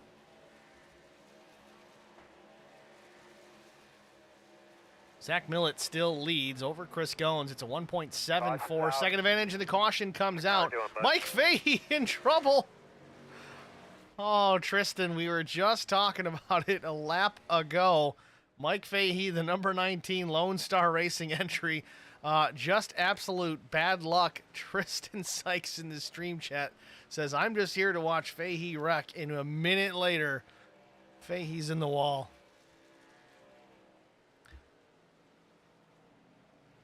Let's take a look at it.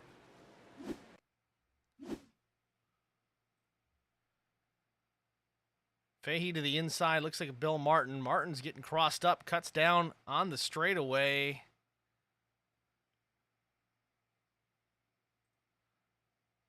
And then Fahey gets into trouble here. I don't know what really has caused that.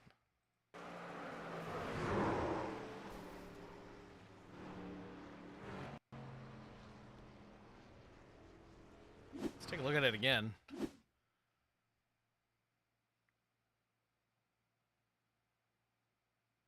I don't know if Fahey just got on the brakes or checked up and it upset the balance of the backside of that truck with 24 there.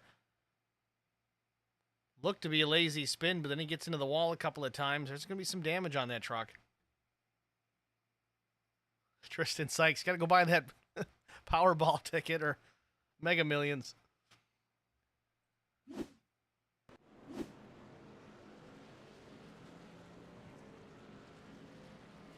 Pit stop's underway.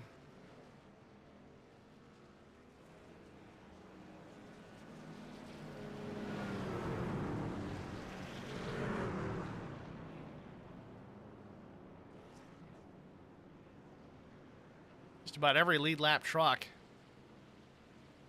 opting for pit service. Plenty to get everybody to the finish of this race here, even if we start throwing some green-white checkered finishes into it.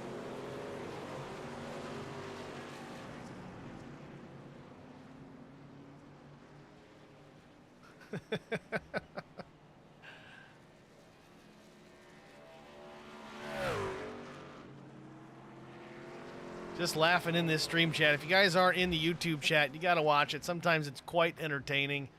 So we got a Jesse Redding chiming in here. Chris Fahey saying he does make things interesting with an eye roll. Mike Fahey, Tristan's getting an invoice after this race. Tristan Sykes says, this is the second time this has happened. He did it at the Glen on Tuesday. Yeah, he did, but it wasn't like this. I read it on the air, and it wasn't even a lap later. A lap at the Glen is over a minute. This place, quickly, it's 30 seconds, and you're back around again. That was perfect timing.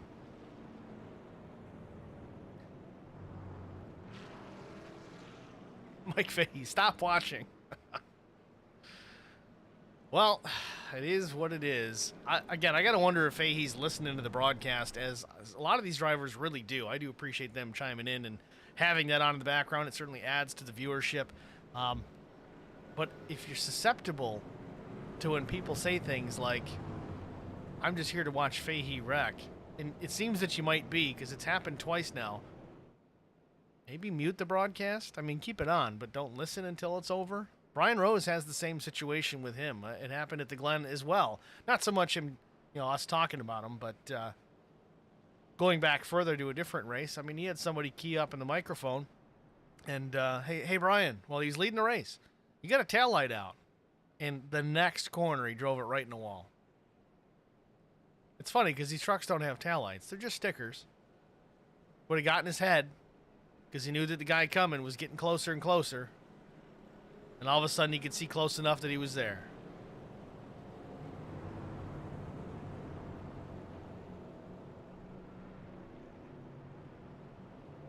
Is what it is. Setting up for a good finish here, it seems.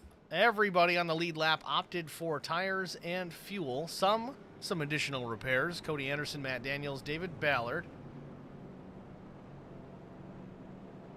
And Joe Tucker's back on the lead lap, folks. Tucker supporters, it's not over yet. Pace car lights are off. We're going to get the one to go at lap 121. It's going to give us essentially a 30-lap shootout to the finish.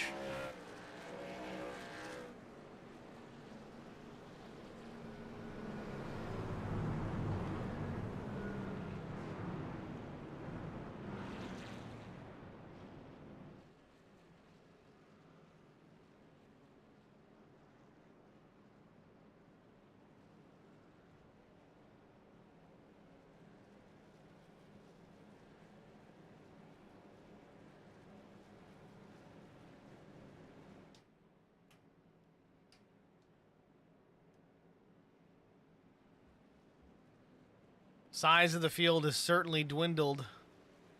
Got some wave around cars going to come fill out the back of this pack. But again, early on, it was a little scary. We had a bunch of guys involved in crashes. One didn't take the green, Bobby Hall Jr. Again, don't know what the situation there is.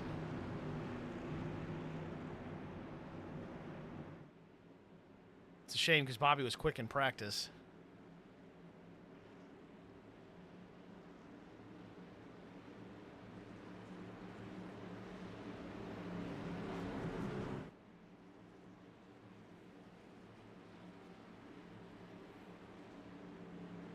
Green flag.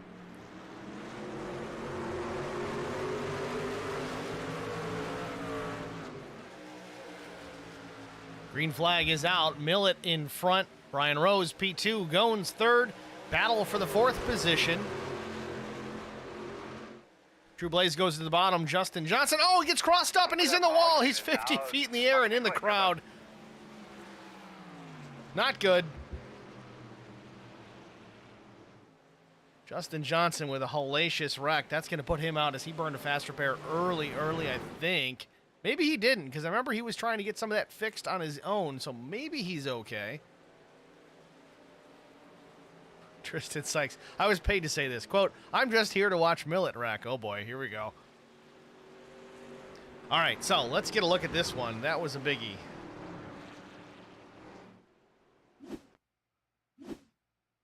Again, right after the restart. Drew Blaze to the bottom. Justin Johnson in the X, the 10, up top.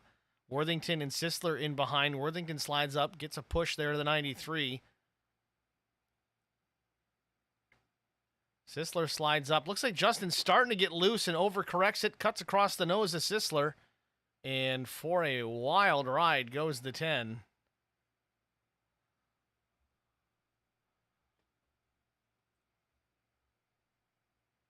Sisler doesn't fare very well either. In car from Matt Sisler. Oh, Matt goes on his lid too.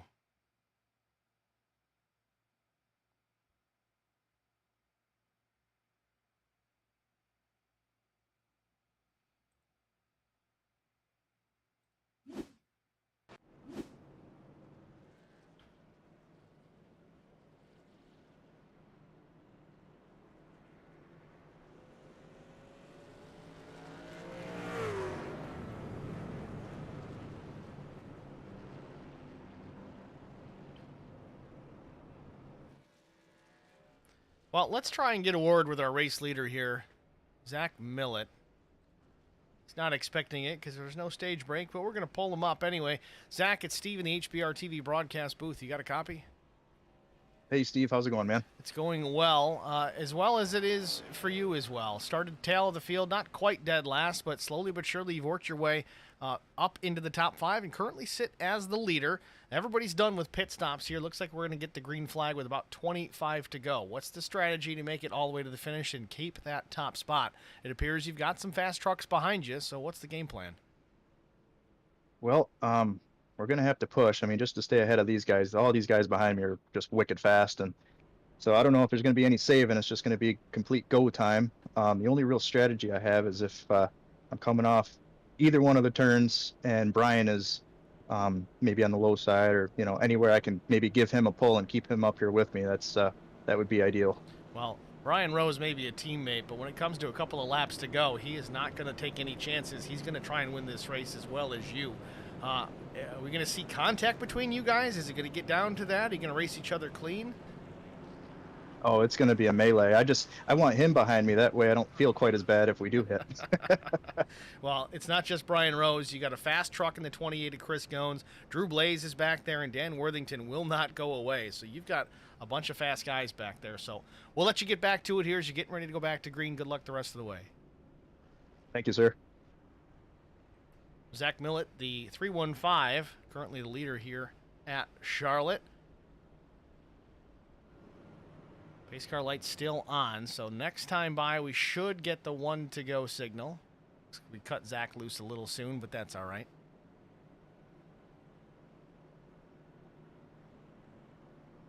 Tristan Sykes says, I'm a log off now. Every time I speak up, one of my teammates die. Keaton Burnett says, I wish I would have died. I'm in the ICU.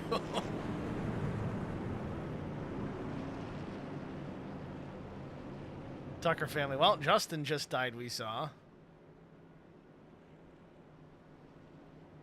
It's one thing I do love about the LSR stream chat. Most of the time, quite entertaining, especially when Tristan pops in and starts making guys wreck through telepathy. Telekinesis, or whatever we call it.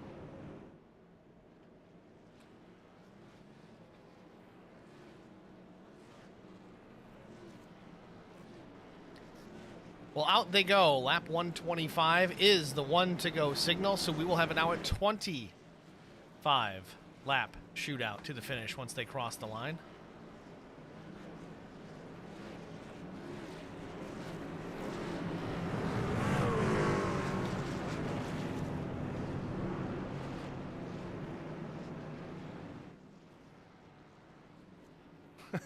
Keaton Burnett. Everyone liked this man's stream, so we didn't die in vain.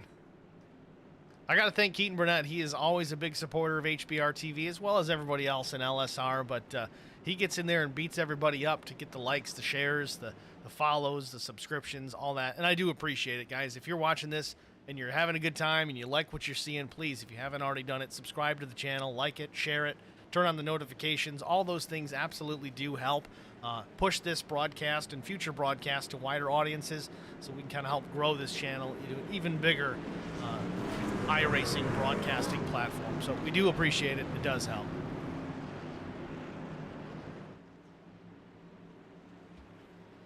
Getting ready to go back to the green flag here. Brian Rose top side in the second spot. Zach Millett down below in the bottom. Drew Blaze, he's ready to go.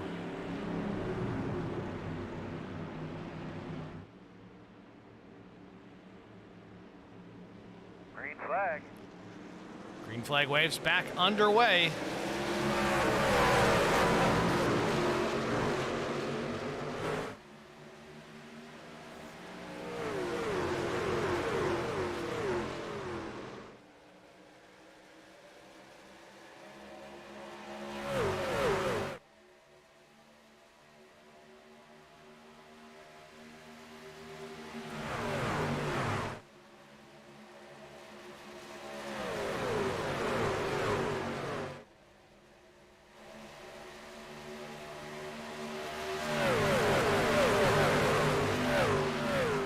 Zach Millett was shot out of a cannon on the restart, but quickly that deficit was been retaken back by the 28 of Chris Gones. It's about a quarter second between Millett and Gones as they work off turn number 2. Cody Anderson in the wall. Does everybody get clear? Joe Tucker gets by, a little bit of contact. Everybody avoids the 17. Cody way up top. Tough break getting into the fence, but a beautiful job trying to stay out of everybody's way and not bring the caution back out. Well done, 17, well done.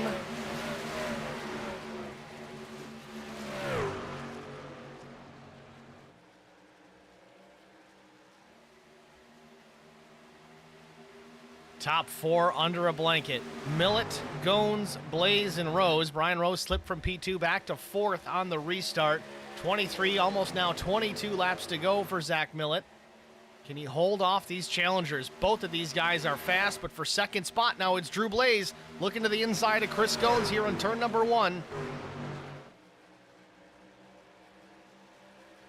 Gones trying to defend on the high side with the momentum, but Blaze just gets out of the corner so quickly.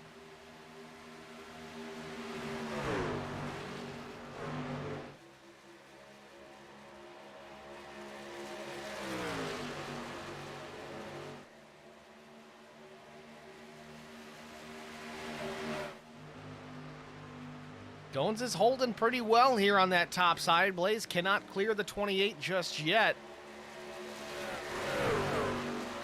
All this battling, though, it's allowing Millet to gain an advantage here. He's up to 0.4 of a second, back to P2 and 3 as they continue to fight for that spot. Brian Rose there still in 4th, watching it unfold, keeping a safe distance in case these two come together. One more time around, Blaze might have the pass complete. Still side by side into turns 1 and 2. Drew Blaze on the bottom, the 28 of Gones up top. Exit of turn 2, right up against the wall is the 28 of Gones, carrying a lot of momentum once again down the straightaway.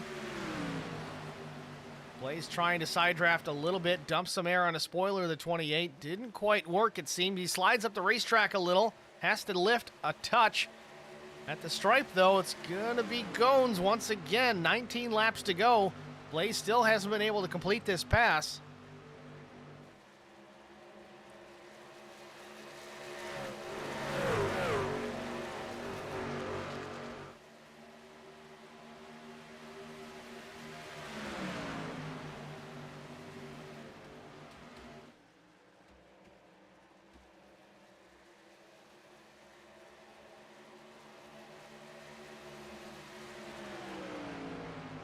Drew Blaze still side by side with Chris Gones for the second spot. Just cannot dispose of the 28.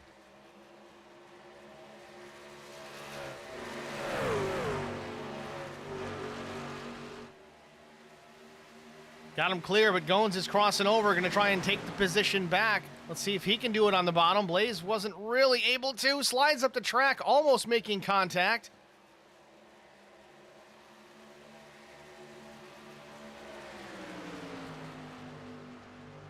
Blaze is going to take the spot, move him to P2. Don't know if that battle between himself and Gones cost him enough that he's not going to be able to reel in Millet.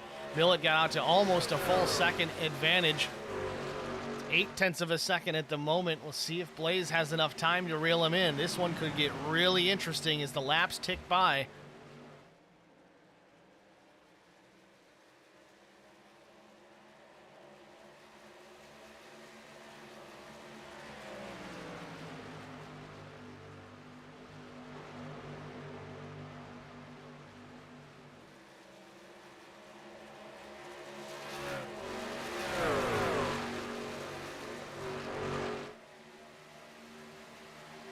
Millet in his own zip code for the time being. It's still increasing that advantage. It's a full second now back to Drew Blaze. Now you got to wonder, though, we talked about this early on. Not so much early on, really the end of the last tire run. Guys that were starting to reel others in on the same tire strategy that weren't really able to quote-unquote keep up. Now all of a sudden they were reeling him in and making passes, and they couldn't figure out why, because some were saving tires and some were not. I know Millet said in the break that it's going to be kind of a go flat out type run here with such a short distance to the checkered flag. 25 laps was the distance after that last caution. He got 15 to go right now. But is Blaze saving right here, or was he just burned up his stuff too much trying to get around Chris Gones? That could be the case too. It's hard to say. Millet doesn't claim to be good at tire strategy or tire savings, but it seems to work out for him.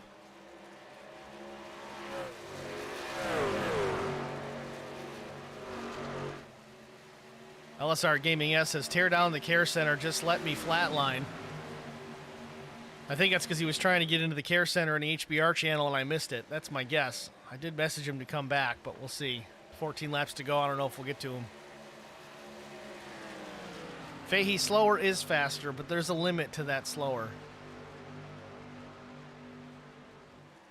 Going back to a Watkins Glen broadcast.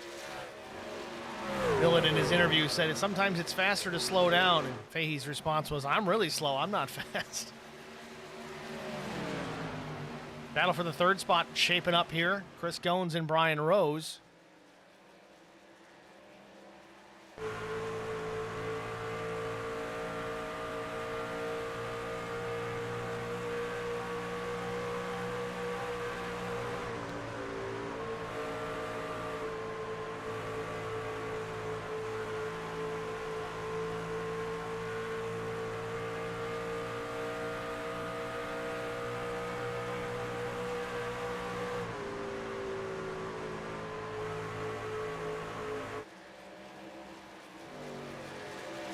Goins still working on that mid to high lane, trying to get a run out of the corner to defend against Brian Rose, but Brian has a run to the inside.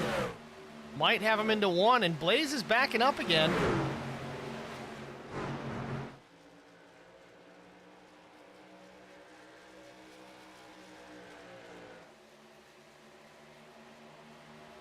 Zach Millett out in front, 1.87 seconds now. We're going to pull Justin Johnson into the broadcast booth while this race continues to run. Justin and Steve in the booth. Tell us about that wreck, man. You were like 50 feet in the air. I was further than that, Steve. You're going to need to rename the care center to the International Space Station. Well, walk us through what happened there. From our perspective, it looked like a correction and then an overcorrection, and that's all she wrote. What happened?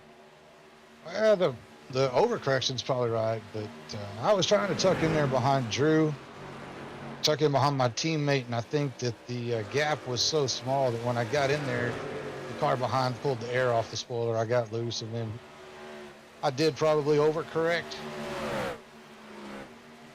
And then from there, we just decided to take flight. Well, it is what it is. They don't always work out well. You had a strong run. You're up towards the front for a little while. Good to see the 10 running strong at the front of the field. Tough to see you out of this one early, man. Yeah, this is one of my favorite tracks, but, you know, the All-Star race is supposed to be just for fun. There's no points involved, just to kind of take a break from the points and just go out there and kind of enjoy each other's company. So, you know, I'm not mad about it at all. It was a lot of fun. Got some TV time, so. There you go. Well, Justin, thanks for talking to us. Glad you're okay, man, and good luck next week. Yes, sir. We'll finish the rest of this one from the space station, my man. All right, brother. Have a good night. It's Justin Johnson, driver of the 10X, out of this one early, unfortunately. Justin actually kind of runs all the things here at LSR. He's got help, of course, but he's the head honcho.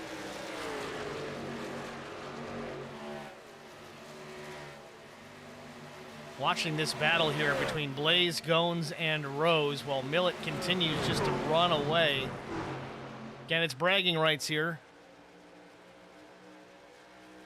Blaze had backed up to the third and fourth place trucks, but now he seems to be starting to run away from them, as it seems maybe Rose and Goins did too much battling together. It's actually really impressive to me that Goins has managed to keep Brian Rose behind him, considering all the battle he had with Drew Blaze about 10 laps ago.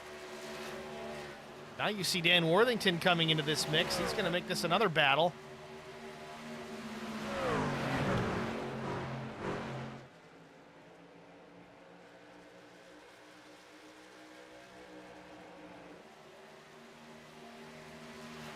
Maybe a mistake out of Chris Goins off of turn 2. It's going to open the door to the high side for Brian Rose. Worthington paying close attention, though. I don't know if Brian had to check up. The nose got a little tight on the 89 truck. Worthington goes to the bottom. He's going to sneak by and take a spot from Rose and maybe even Chris Goins.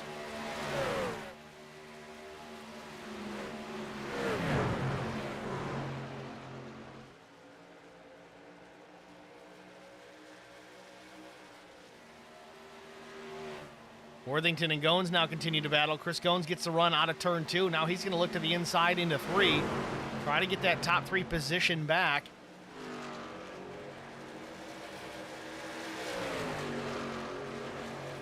Nothing doing just yet. It's 4 laps remain here from Charlotte.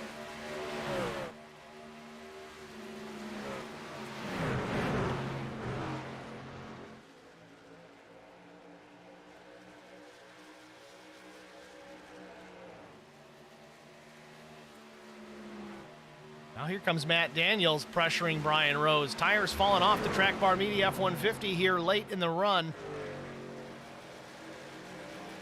Restarted in P2. He slipped back to the 6th spot, but Daniels takes that position. Now he's looking to Chris Goins. These guys just fought too hard, too early is my guess. Oh, Drew Blaze in the wall. Oh, cuts across the nose of Daniels, and everybody saves it? Wow. No caution. Everybody saves it. That's going to shake things up at the front of the field.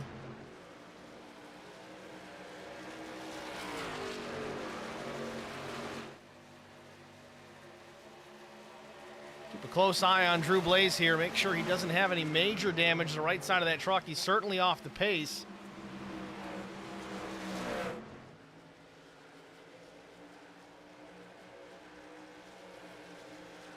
Free falling.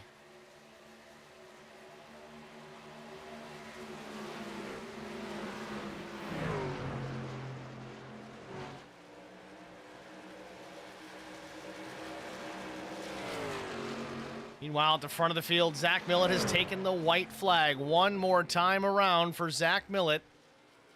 Started at the rear of the field, few positions short of dead last. Drew Blaze had that one. Worked his way up, didn't take the lead until very late in the run, but here he is. Couple more corners to go, and he's got an all-star win at Charlotte Motor Speedway. That S4 guy off turn 4 for the final time sees the checkered flag. It waves. It belongs to the 315. Off turn 4, Matt Daniels is going to come home in P2, and Brian Rose was looking at a P6 and still comes home in the 3rd position.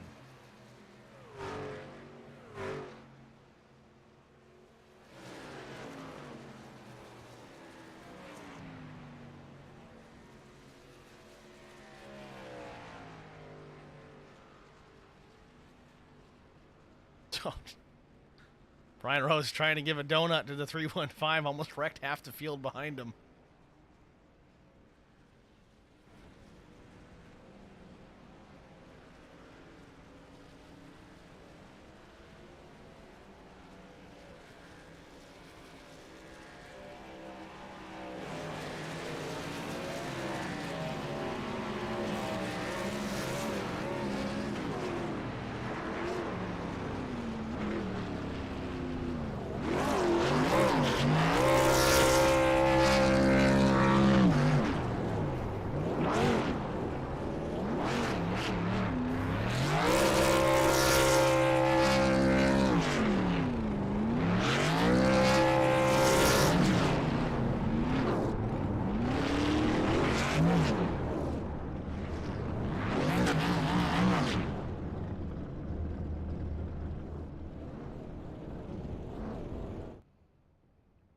Zach Millett, your race winner. Matt Daniels, P2, and Brian Rose, P3. We're going to jump out here, get a break out of the way, come back with our top 3 finishers after this. Stay with us.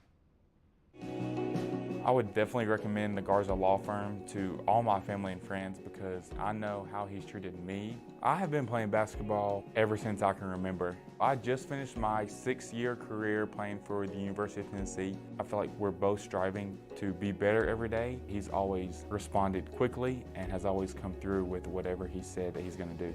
The Garza Law Firm is definitely somebody you want on your team. The Garza Law Firm. Let us help.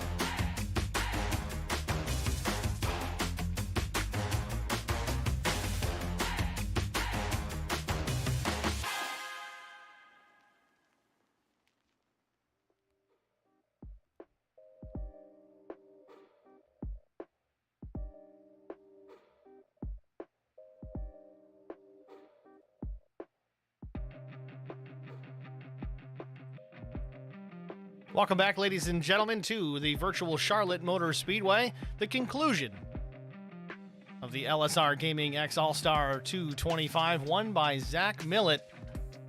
Thrilling fashion there late. Millett kind of ran away from things, but second place got all crazy. Drew Blaze got in the wall, and how they didn't get a yellow out of that. Looks like the tower held the flag on that one. But let's get Millett up here, have a conversation with our race winner. Zach, it's Steve in the HBR TV booth. You got a good copy? Hey, Steve, got a copy. Congratulations on the All-Star win here in the Lonestar Racing Truck Series. We talked to you a little bit there, not really a stage break, but we had some time under the caution. You said it was full send to the finish, basically, is the way we translated it. It certainly seemed that way for many. There was some battles in the back behind you. Seemed like some guys still managed to burn some tires up. And then chaos there with 2 laps to go, where Drew Blaze and others almost bringing out the yellow flag. What were you thinking as you looked in the rearview mirror when that was going down? I was completely stressed out when that happened, because I was getting the play-by-play from Brian, and he said, "Well, that's a wreck. Well, that's caution." So I was completely stressed. Well, either way, it was a strong run. You were kind of slowly but surely working your way through the field early on. I know you had some damage that you had fixed there at one point, the fast repair. Walk us through what happened. What brought the damage onto the 315 for starters? I was going a little too hard there in the beginning, and I just wanted to make as much ground as I can. And there was a lot of checkups. There was a lot of people getting used to the truck and how loose it is right in the middle of the corner. And there was 2 separate times where we kind of got sandwiched in, a couple drivers, and luckily it wasn't any worse than that. But I babied it the best I could until about halfway. I was thinking if I could make it till halfway without using the fast repair, I might be okay. So, boy, it was great when I used it, though. It felt like a whole new truck. Oh, absolutely. And we were kind of wondering the same thing. We watched the truck you guys were running, I think, about in the 11th spot, not really progressing forward. You were lights out at the very beginning, went from the back of the pack to mid-pack, and then it kind of fell off. So the damage repair is certainly making a big difference. But walk us through the restart, the final restart with 25 laps to go. Brian rose to the outside, didn't put on too much of a challenge, quickly got shuffled back, but then you had to deal with Chris Goins.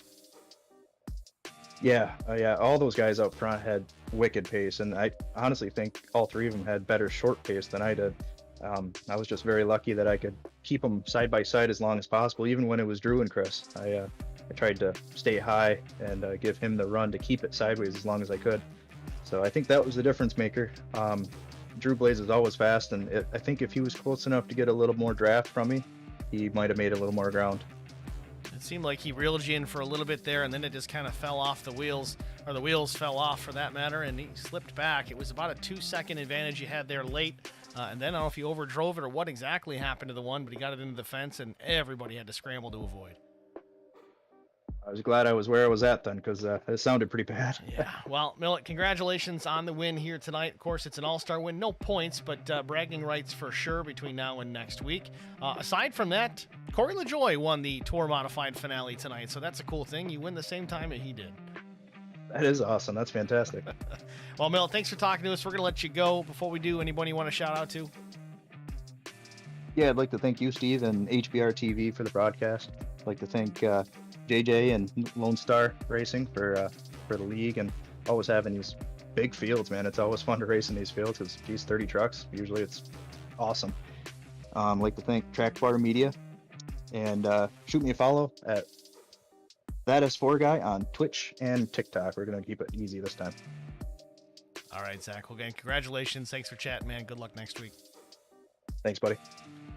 Zach Millett, your race winner. Next, we're going to bring Matt Daniels in the broadcast booth, our second place finisher. Matt, Steve in the HBR TV booth. You got us? Yes, sir. Congratulations on P2. You were fast coming late there. We didn't think you were going to end up with the second spot, but things went to hell in a handbasket there with 2 to go. Walk us through what you saw, how you managed to get through that mess, and then you finished second spot. Tell us about it. Well, I was just trying to maintain. I knew those guys were backing up to me. I know they burn up their stuff racing, side by side for multiple laps. And, me and my excellent tire management, just save enough tire at the very end to get them at the very end of the race.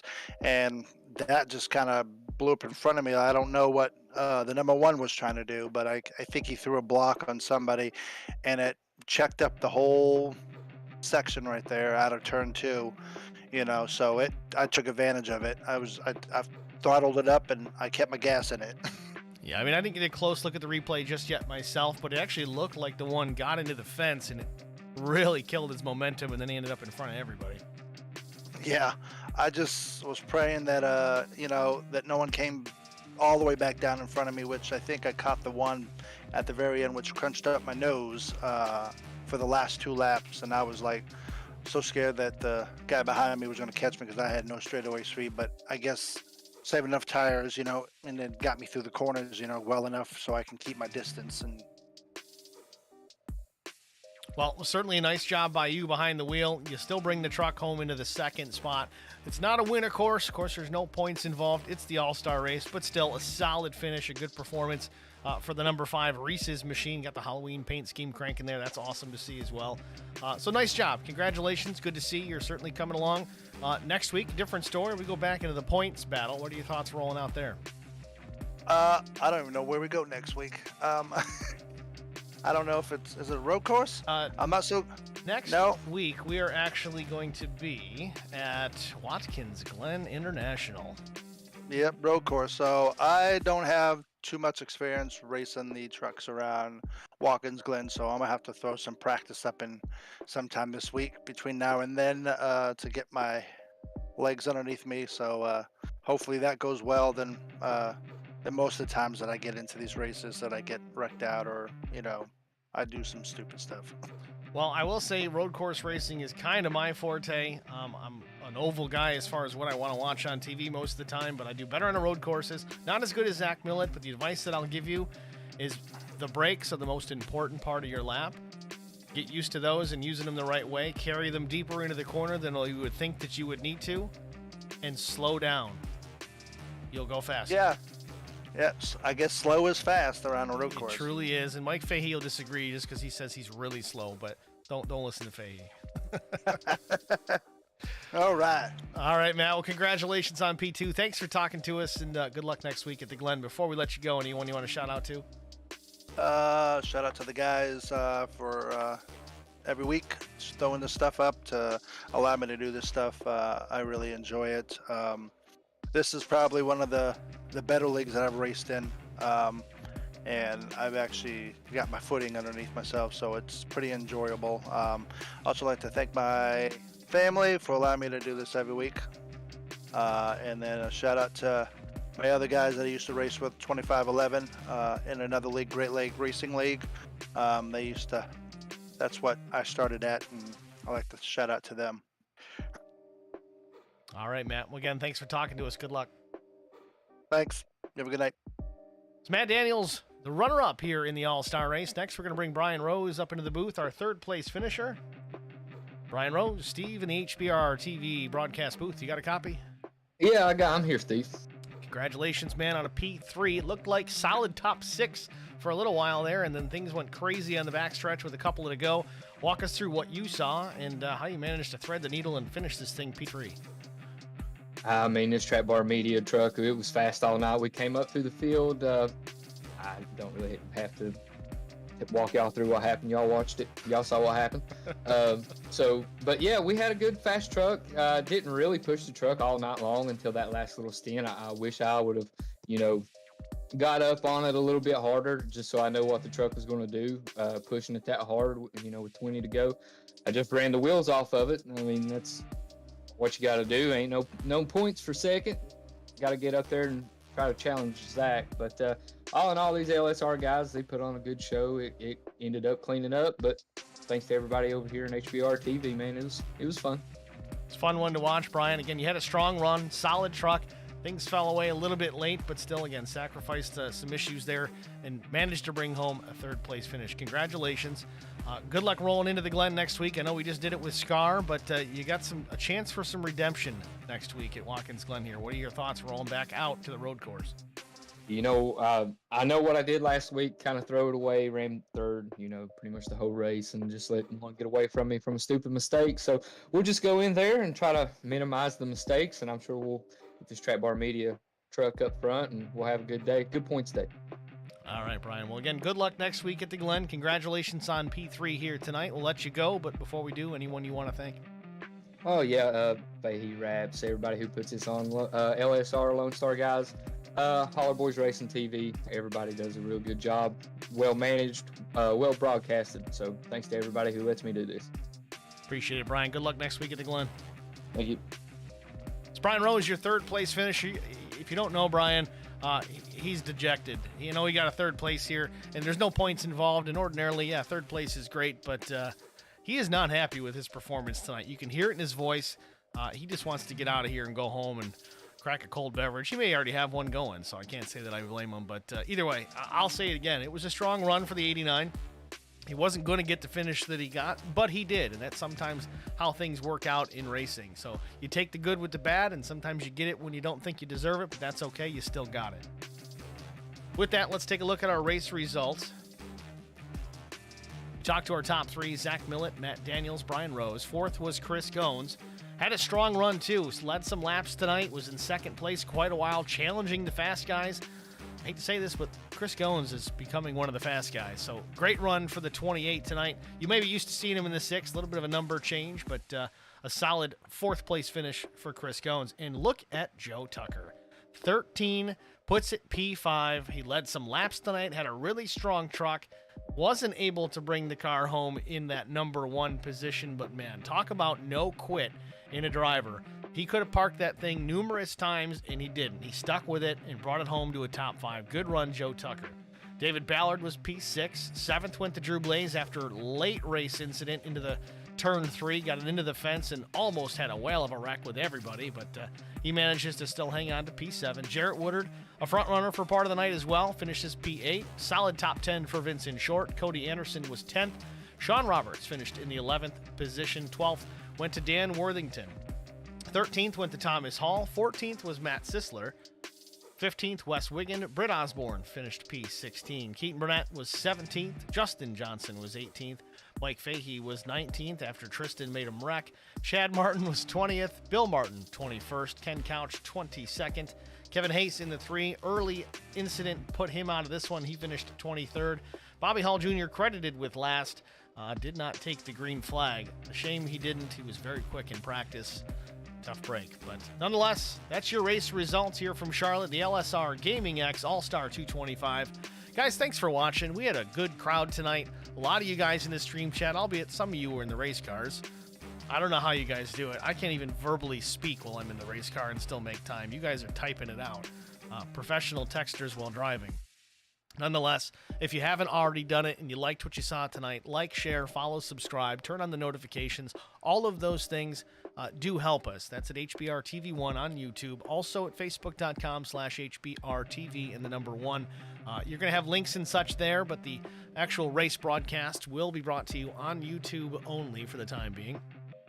But that behavior, so to speak, as far as the liking, the sharing, and all that, it helps push the broadcast channel to wider audiences that may or may not be interested, but hey, it's kind of like fishing. You got to hook some once in a while, but it really does help spread the channel out, gets more eyeballs on us, and it gets more eyeballs on Lonestar Racing. Always looking for guys of similar interest in iRacing that might want to join the league down the lane, be a part of the team, that sort of thing. This gives them kind of a window of opportunity to see what's going on here at HBR TV and at LSR.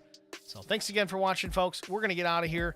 Join us next week, same time at Watkins Glen International. It's my favorite place. Should be a great broadcast, a good race. You got variances of drivers in here, some that can run road courses, some that don't. Don't forget, though, LSR has their own branch of road racing right into their league, right into their team. So you got some guys that have some practice. So this could be a pretty darn good race to watch. So make sure you tune in for it. Don't miss it.